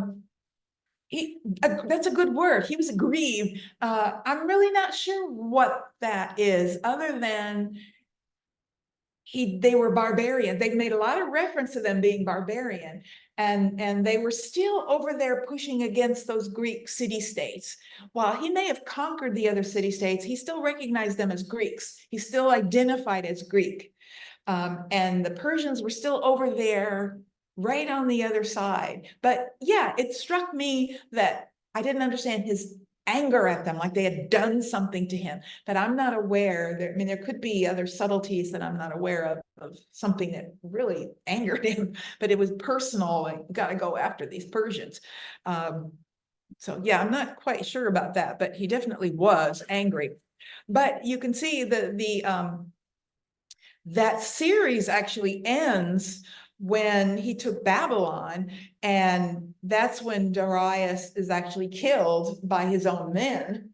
And they kind of end it there. And I kind of thought, why did you end it there? It wouldn't have taken them long to extend it just a little bit further, because frankly, he doesn't live that much longer than that. They could have extended this. They could have taken 15 minutes and finished the life of Alexander. Instead, they let him hang there in Babylon, and you got to go out and look up what happened to him.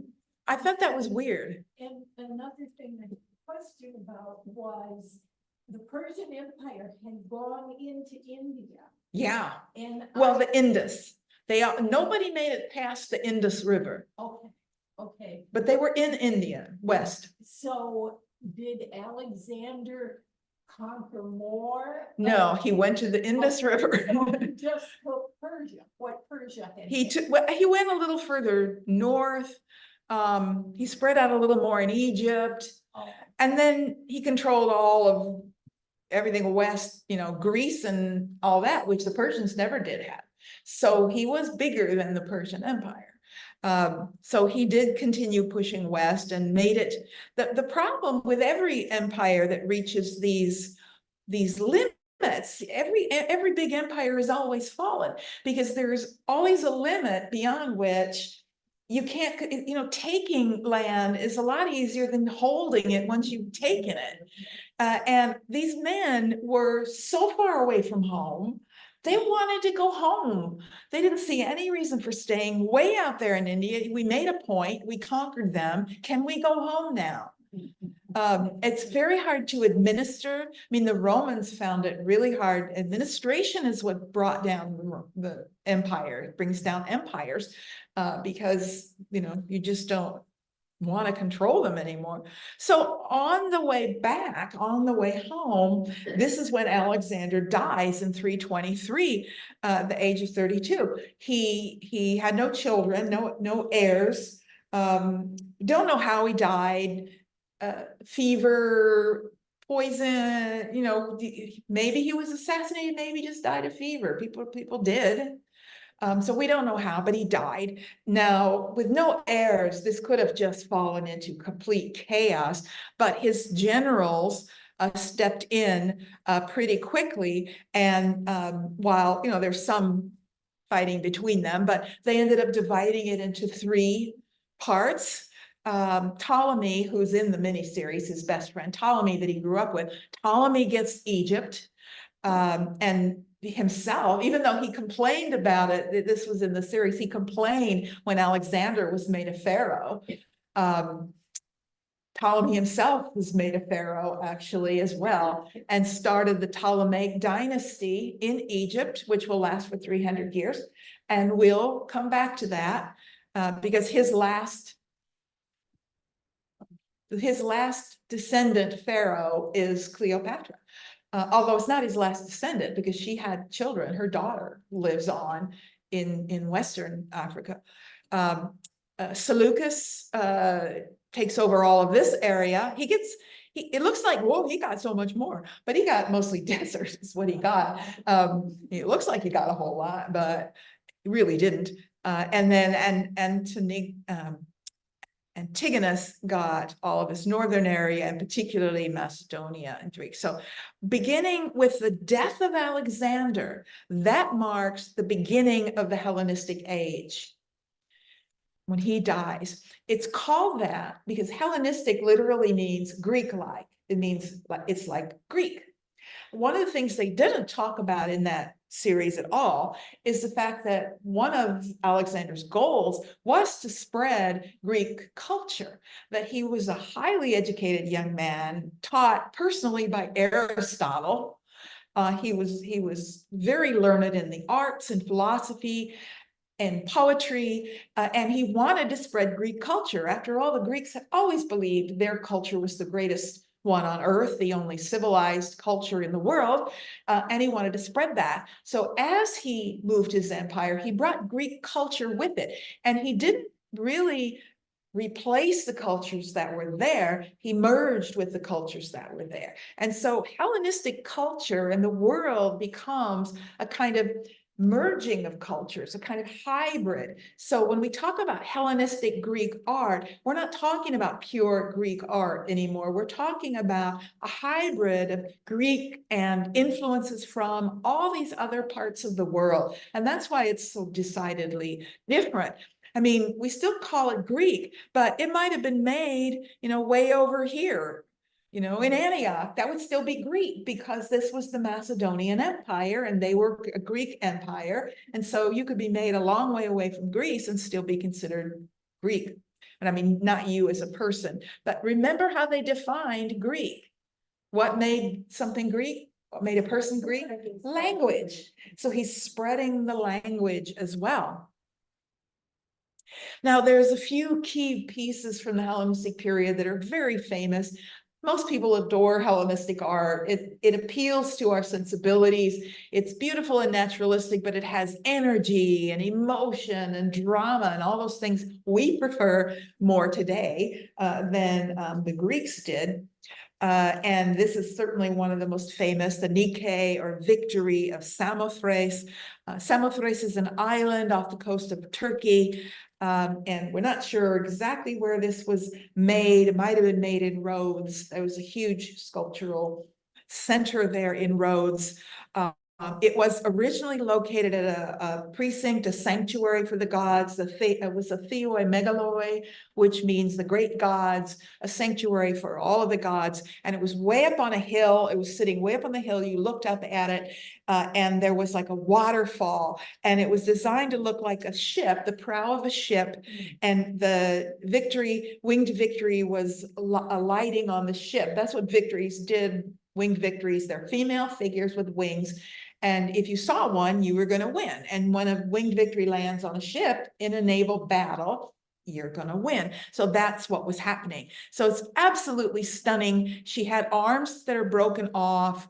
Clearly, you can see them there in the drawing on the left. Obviously, she had a head, which is gone, but you can see the wind whipping around. The way the sculptors captured these different sort of densities of material and texture, the drapery is this very diaphanous and it's clinging to the body and flowing around, and yet the wings are this heavy, these are the model for Christian angels. This is where Christian angels come from. This, in terms of what does an angel look like, it's totally based on Greek Nike figures. So I just, in my mind, this is like all the other angels. The difference is every angel depicted in Christian imagery is male, while Nike figures are female.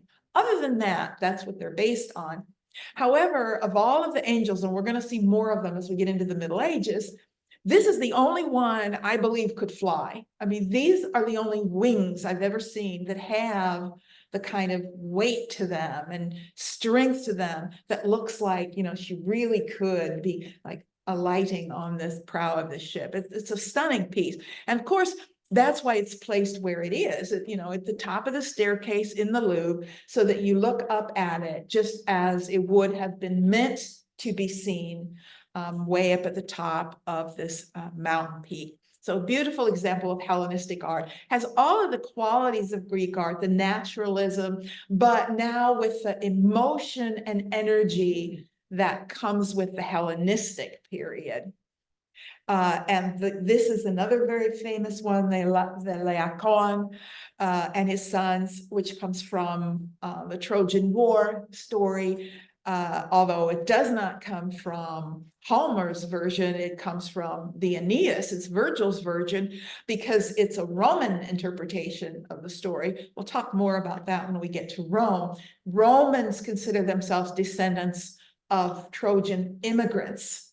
We talked about this in the mythology class. I'll remind you of that. But Laocoon was a priest of Troy, and he, along with Cassandra, the daughter of the king, Priam of Troy, warned the people, tried to warn people not to bring in this horse. You know, at the end of the Trojan War, the Greeks came up with this muse, it was Odysseus' idea, to leave this giant horse as a gift and then sail away. But not everybody believed that they really sailed away. And this priest of Troy tried to warn them. He's the one that said, you know, beware of Greeks bearing gifts. That's where it comes from. You know, Greeks aren't going to leave you a gift. Be careful. And of course, nobody listened to him because the Trojans were tired of war. They wanted it over with. They wanted to believe that and we know what happened. Of course, it was full of soldiers who came out and opened the gates. You know, the end of Troy. But as he's trying to warn them, either Athena or Apollo, one of the two who supported the Greek side in that war, sent these snakes to basically shut him up. And Aeneas tells the story, and there are 2 or 3 other sources that tell the story. This is Laocoon and his 2 sons, and they're being killed. The snakes wrapped all around them to shut them up. Shut him up so that he couldn't warn the Trojans. You know, in that story, all of the gods took sides. You had some that were aligned with the Trojans, some that were aligned with the Achaeans, who we identify with as the Greeks. So it's a story of that war, but it's a beautiful design and couldn't be more different from high classical. Now, this was actually discovered, this was made in Rhodes. It is today in the Vatican. It was discovered in Rome. It had been brought to Rome and was discovered in the excavation of a Roman emperor.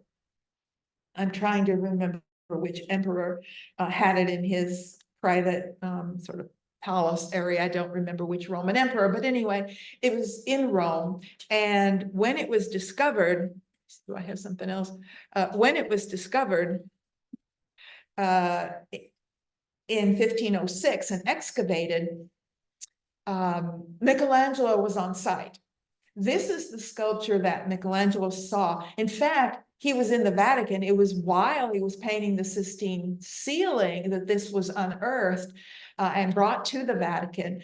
And it had a huge impact on his figure style. When we look at the Sistine ceiling, we'll look at these Michelangesque figures, as they're known, these very muscular figures that are very influenced by Hellenistic sculpture, and particularly this one.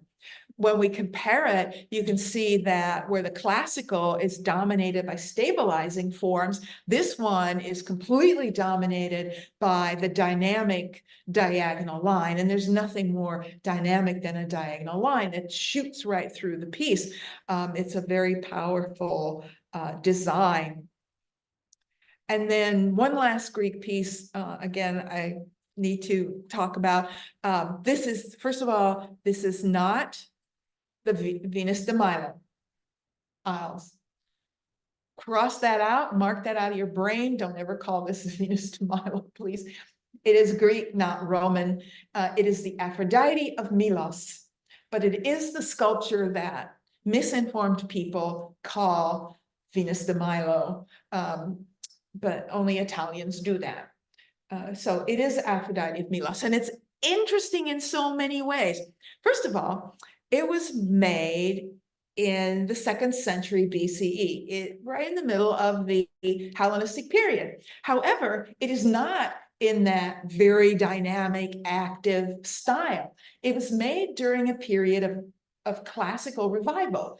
Just like we have nostalgic fads for styles from the past, there was a kind of nostalgic fascination with their own heroic past in the 2nd century. And you find in the middle of the Hellenistic period, they start making these classical looking pieces. They look like they could have been made in like 450 in the classical style. It's classical revival. It's a revival style.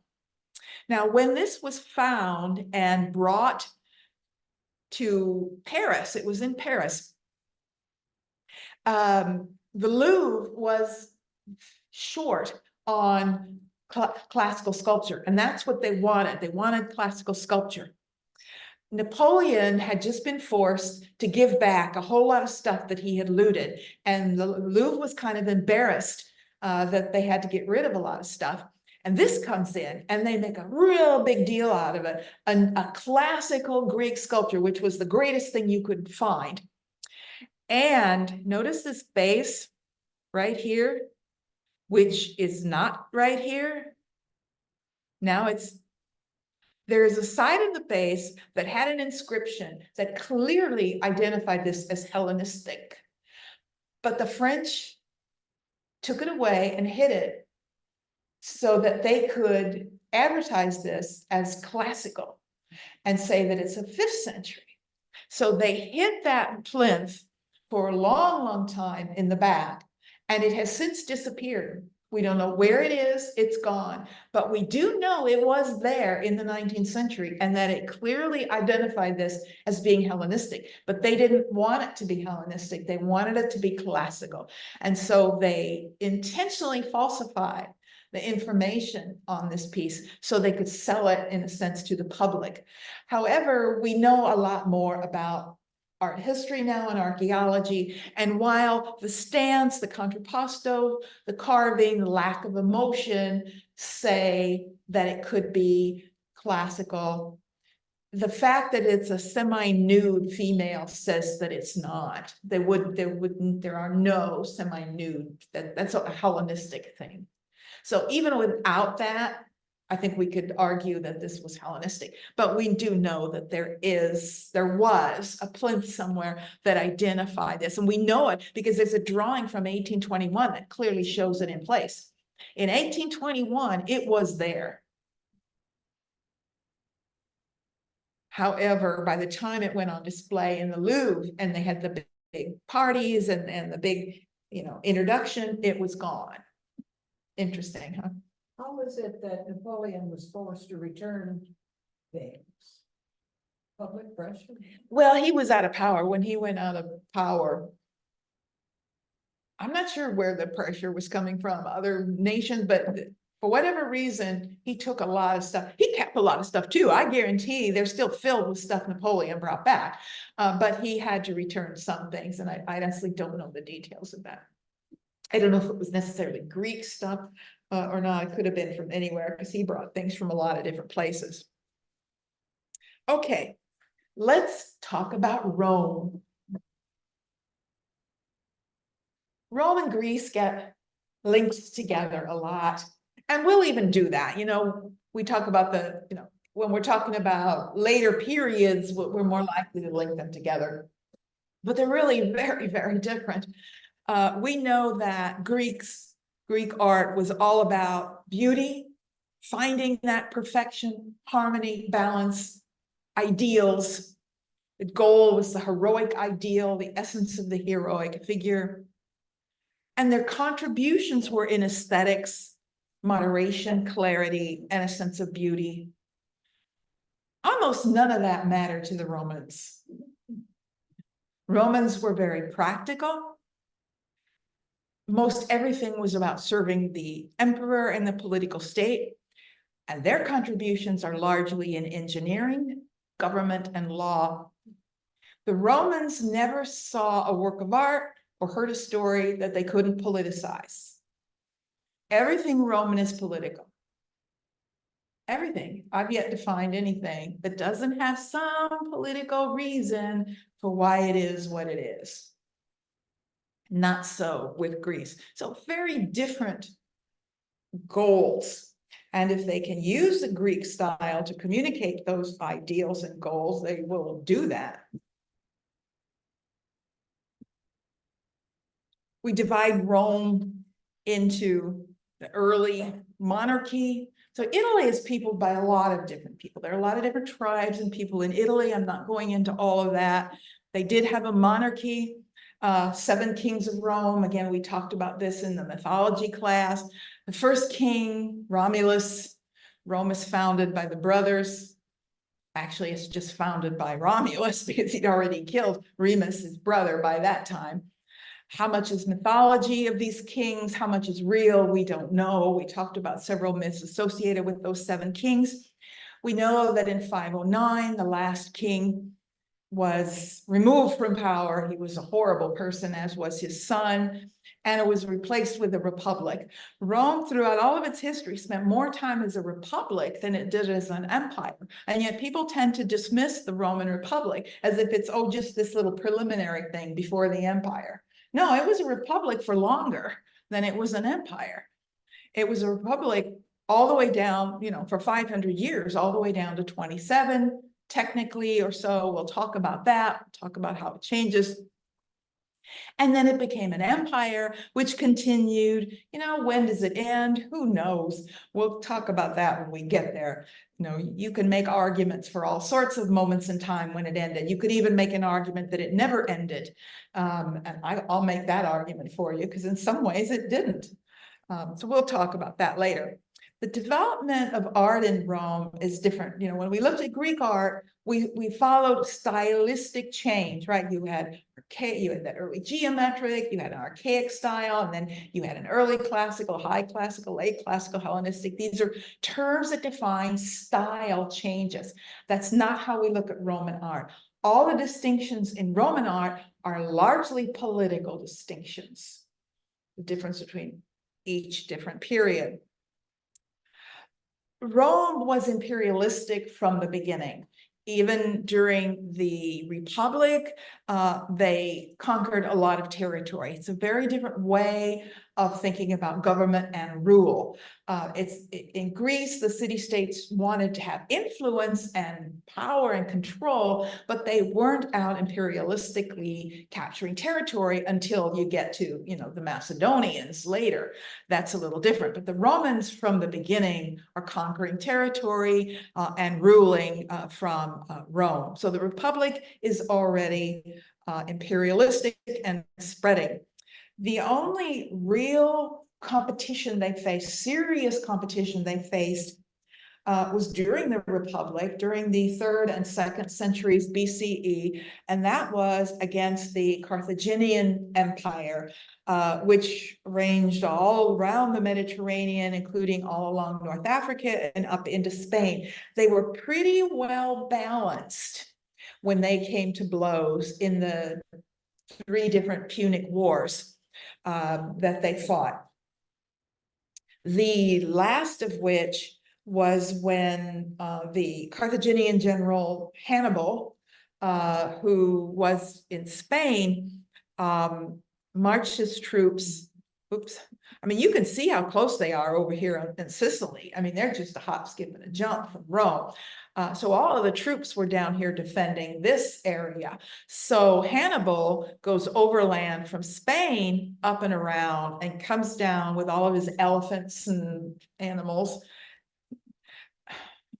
comes down and actually circles Rome. Rome was about to fall. The problem is Hannibal and his troops had been marching hard for a long time, and they were depleted.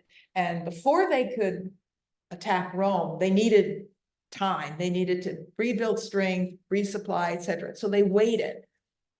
That was the choice that made the difference.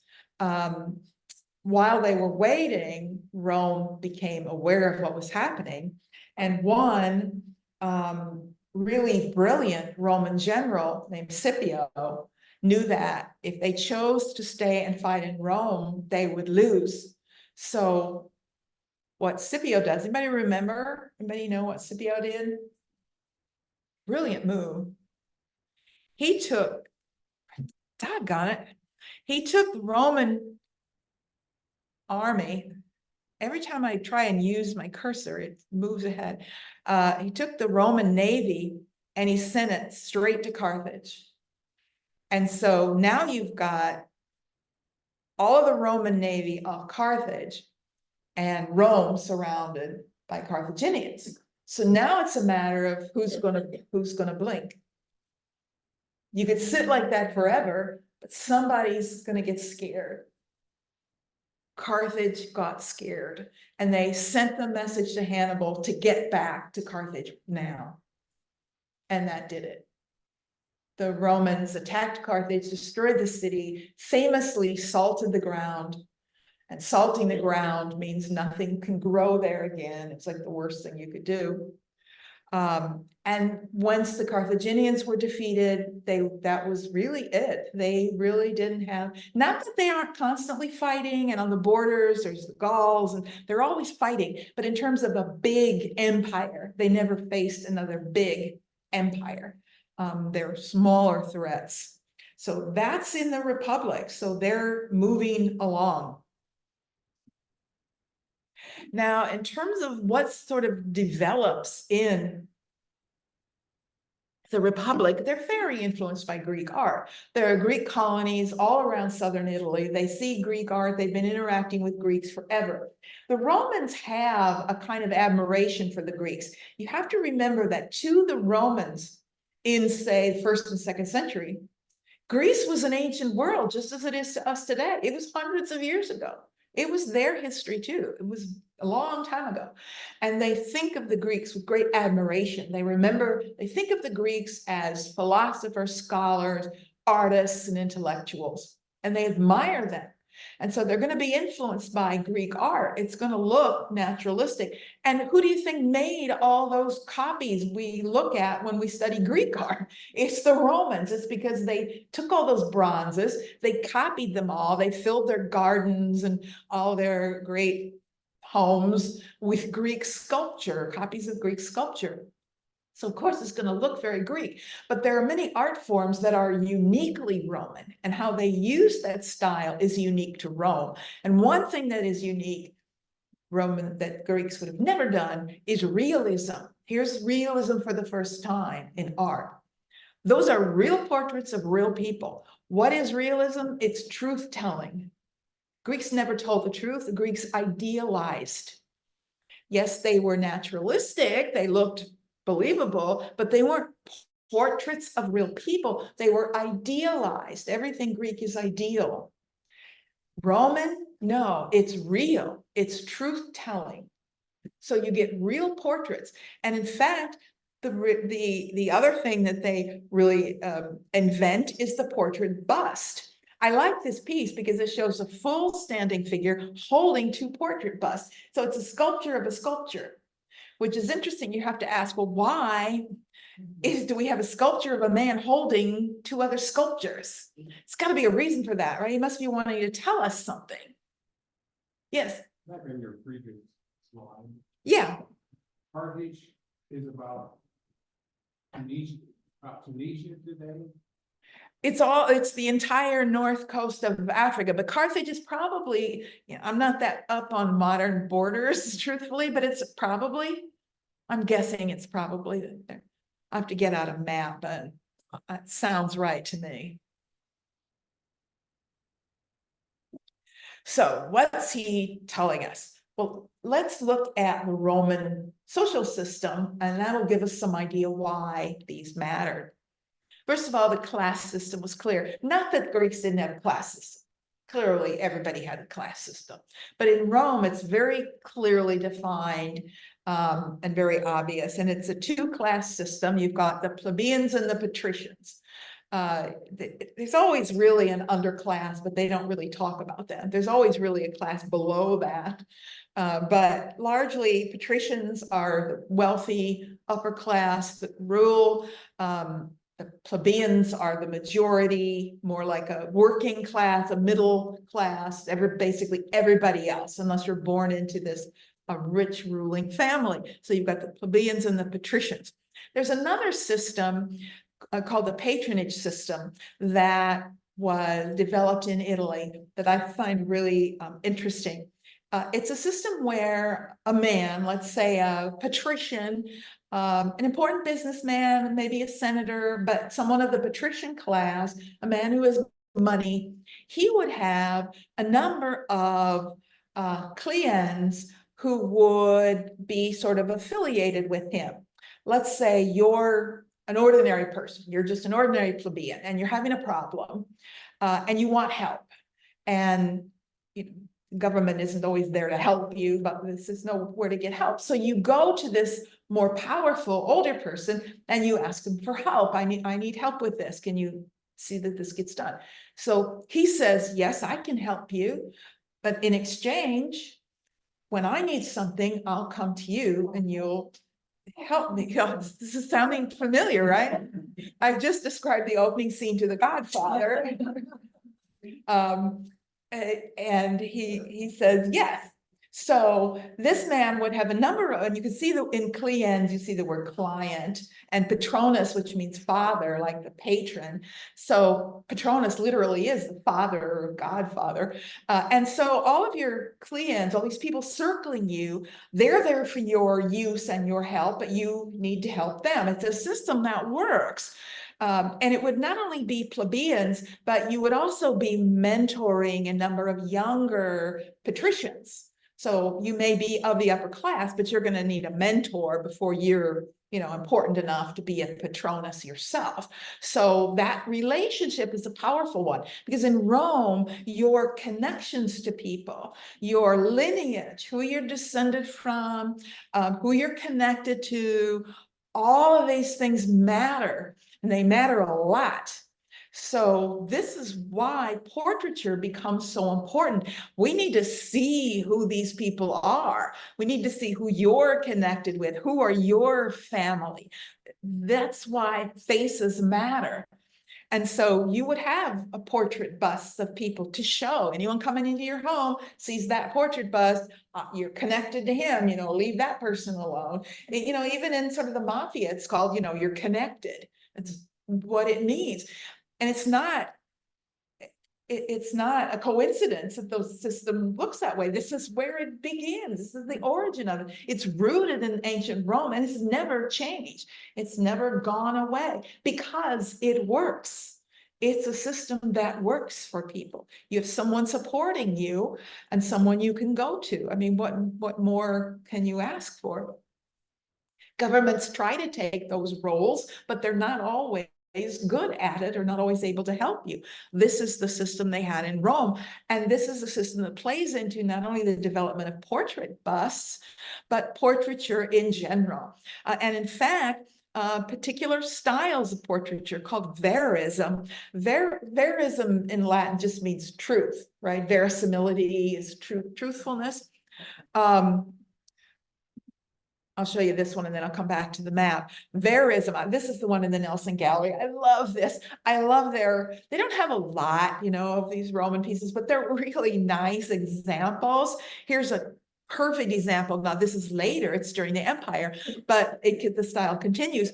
It's, they're not hiding, they're not trying to hide anything. This is what someone looks like. Some of them are really, all kinds of wrinkles and warts and things that the Greeks would never have done because they weren't depicting real people, but they didn't care about those things. And in fact, it's a society that honors age. This is not a youth-driven society. Rome is not youth-driven. It's about age. And to show your age and wrinkles and everything else, all that does is show how long you've served the state, how good you are at serving the Roman state. You should be proud of those things. So they're exaggerating. They're taking it even a step further to emphasize all of that because that's power.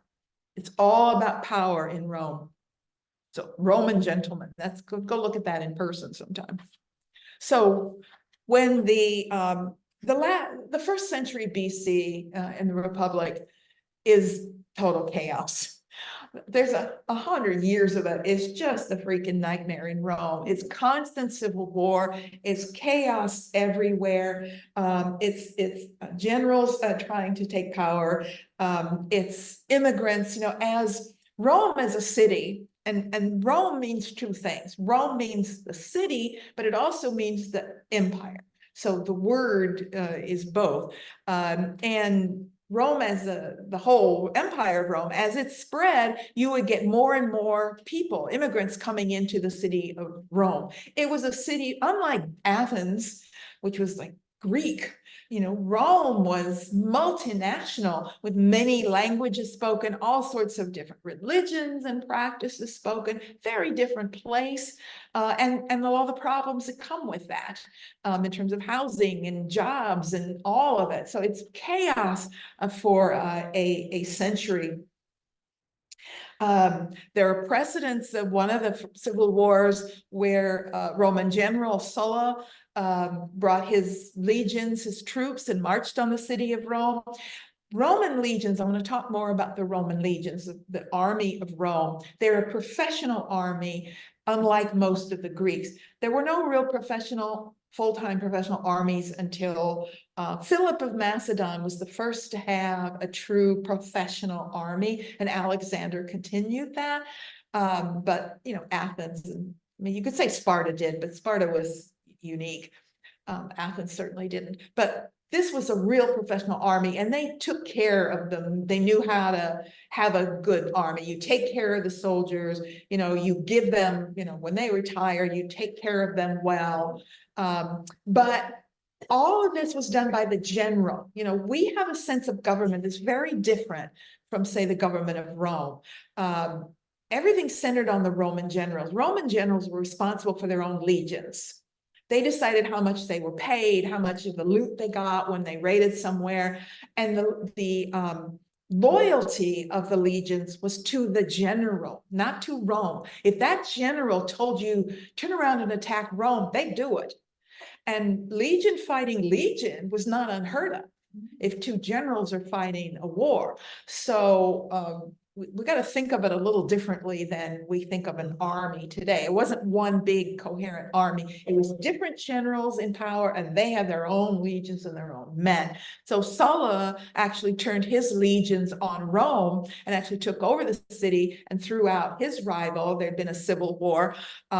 He ends up leaving, and it goes, he serves as a dictator. Throughout this century, there were a number of dictators. A dictator is a position in Rome during the Republic in which you could have someone temporarily take power. It's like declaring martial law, where if someone is temporarily appointed dictator, which we would pronounce dictator, but in Latin it's a dictator, which means one who speaks for me, to dictate, right? The dictator would be appointed as a temporary, like martial law, to bring order, and then they step down from that position and you go back to the Republic. And that's sort of how it had been going. And Sulla is important because of the precedent he set for turning his forces on Rome. So when Julius Caesar comes along, he is a general who is very well liked in the city, loved in the city. The people loved him, and he's gaining more and more power. And what happens is the Senate back in Rome starts to get afraid of him. And they order him back to Rome. They order him to leave the troops, come back to Rome. And that's what sets him off. That's when he turns his legions on Rome and starts marching back to Rome. He possibly would have done it anyway, but we don't know. But he did when they recalled him. He came back and crossed the Rubicon and came into Rome and made himself, he was the governor of Gaul at that time, came back and took over in Rome, declared himself dictator. And within a year of that, he was assassinated in 44 BC because they didn't believe he was going to give up that power. And fact is, I don't think he was either. I'm pretty sure he had plans to keep that, maybe change the title, but he wasn't going to give it up, and they wanted to keep the Republic. Yeah. There's a wonderful British teacher, historian, Mary Beard, Oh, I know that name. and she has done a thing on Caesar, and it is Trump.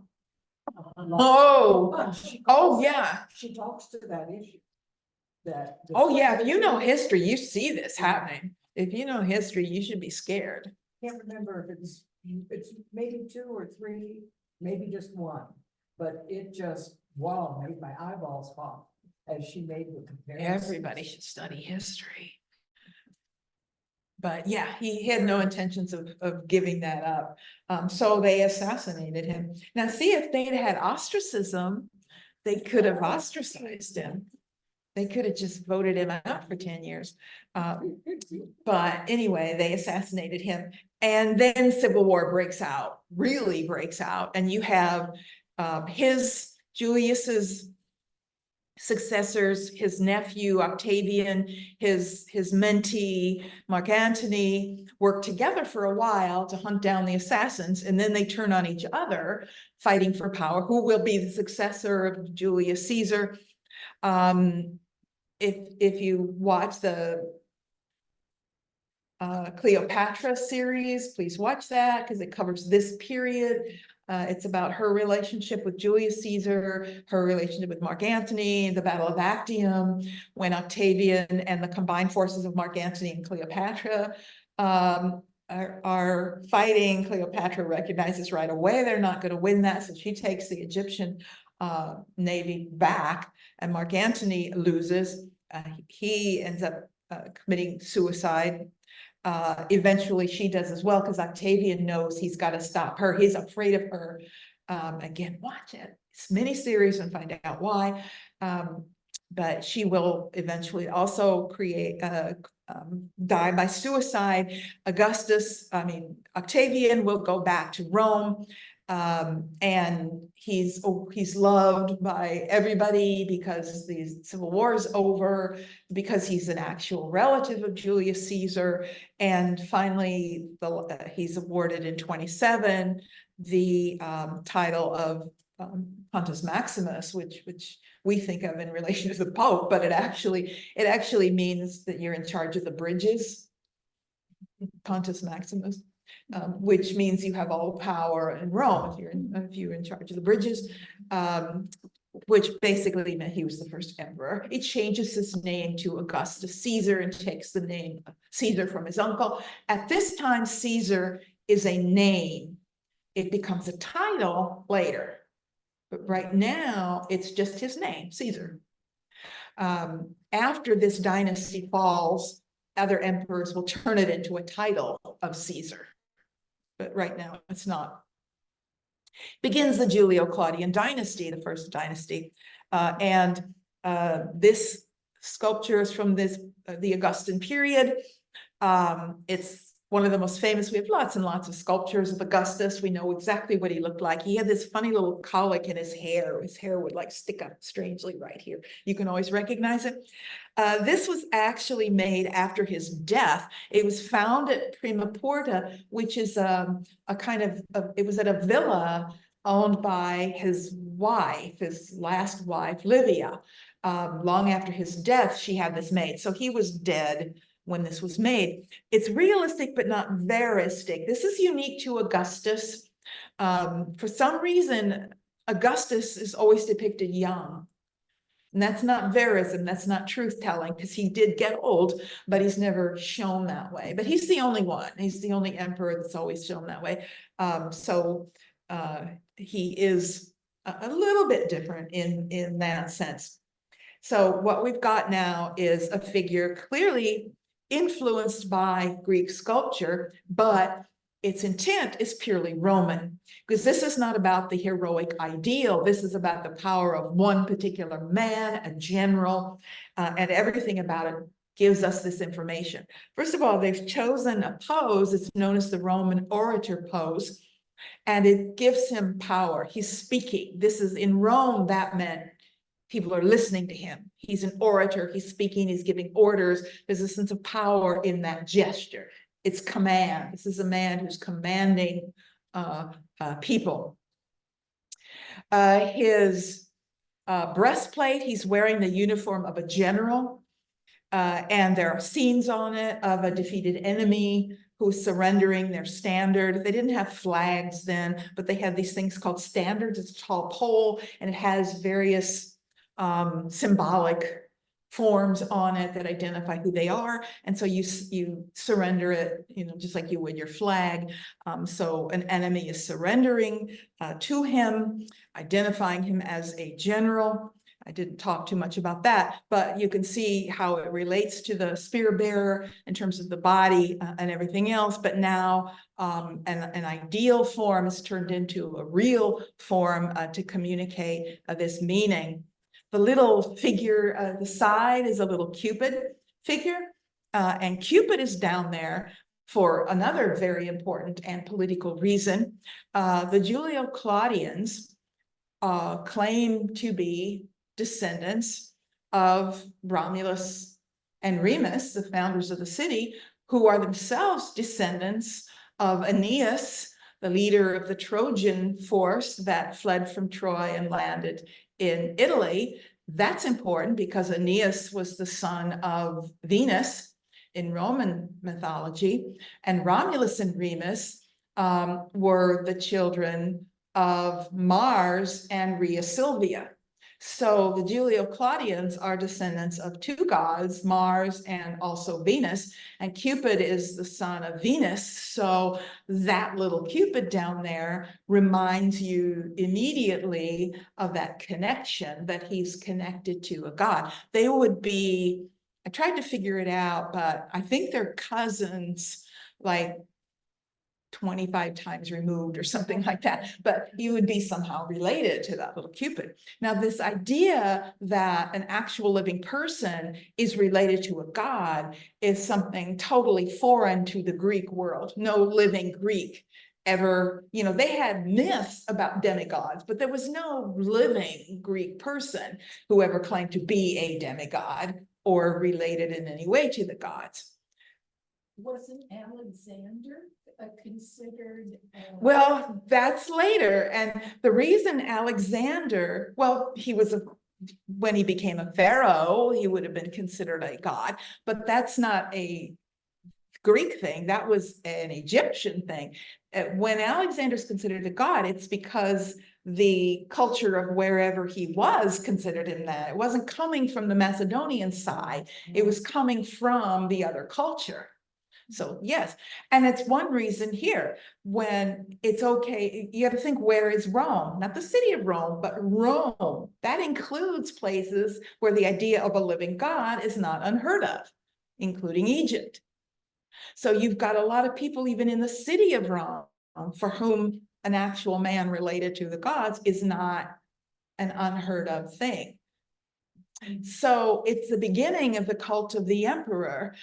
When Augustus died, he is deified. He's the first emperor to be deified, to be voted by the Roman Senate as a god. This is how you deify somebody, you take a vote. And this will now become standard. The cult of the Roman emperors, not all of them, because they weren't all worth it. Some of them are terrible and the people hated them. But if it was a good emperor, and Augustus is the George Washington of Rome, he will always hold that position. He will always be thought of as a great emperor in Rome. He will be remembered that way because he did do a lot of incredible things. I hate to disillusion you one more time, but because now he does have clothes, it's going to be even more painted than the Greek figures were. And again, there's enough pigment, bits of pigment here and there, that they can, recreate what it would have looked like at the time. And it's bizarre, but only because we're used to something else, only because we're used to this. But that's what it would have looked like originally. So sorry about that. So we'll stop there for today. And what we'll do next time is take up the building of Rome and the engineering and the architecture and how they construct, how Augustus and others construct this new city and other contributions. Anybody have questions, comments, anything? How much is Netflix per month? I don't know, but it's worth it. I couldn't live without it. It's about $20. It's not much. Yeah, it's on that $10-12 range and it's filled with a lot. They have a whole series of these like they're documentaries, but they're dramatized. So they're acting it out, really good actors, and then they cut to scholars who talk about it. So it's scholarly and dramatized. So you get the best. It's not just watching scholars talk about something. It's acted out and then so you can depend on its accuracy. Yeah. Just an interesting thing that I read recently, that they just discovered a piece of the frieze from the Zeus temple at Agrigento, off the coast of Agrigento. A horse, it's a horse. Oh, wow, wonderful. 9 feet, 9 feet down, only 9 meters. 9 meters. 9 meters down. Nice. Let's see if I can find something on that. That's great. I love it when they find stuff. Yes, Kay. I saw the Colbert show the other night, and in his in his monologue, he said that that series is getting trouble because it portrays homosexuality between Alexander. He kissed. Yeah, well, yes, it does. He kisses his boyfriend. Sorry. I mean, that's it. That's it. I mean, it's not like overt or anything. No, but it's a Okay, sort of that textbook surprised me. thing, Let's you know, deny. about- Let's deny it. Do you know in the series, the scholar talks about it too, the Greeks did not have a word for homosexual. Yeah. You're just sexual. There was nobody thought about the difference. That's what Colbert said. He said, but they just had sexuality. They didn't talk about what kind of sexuality. Yeah, it's just taken for granted. I mean, any more than you would talk about somebody who likes, is attracted to tall people or short people or whatever.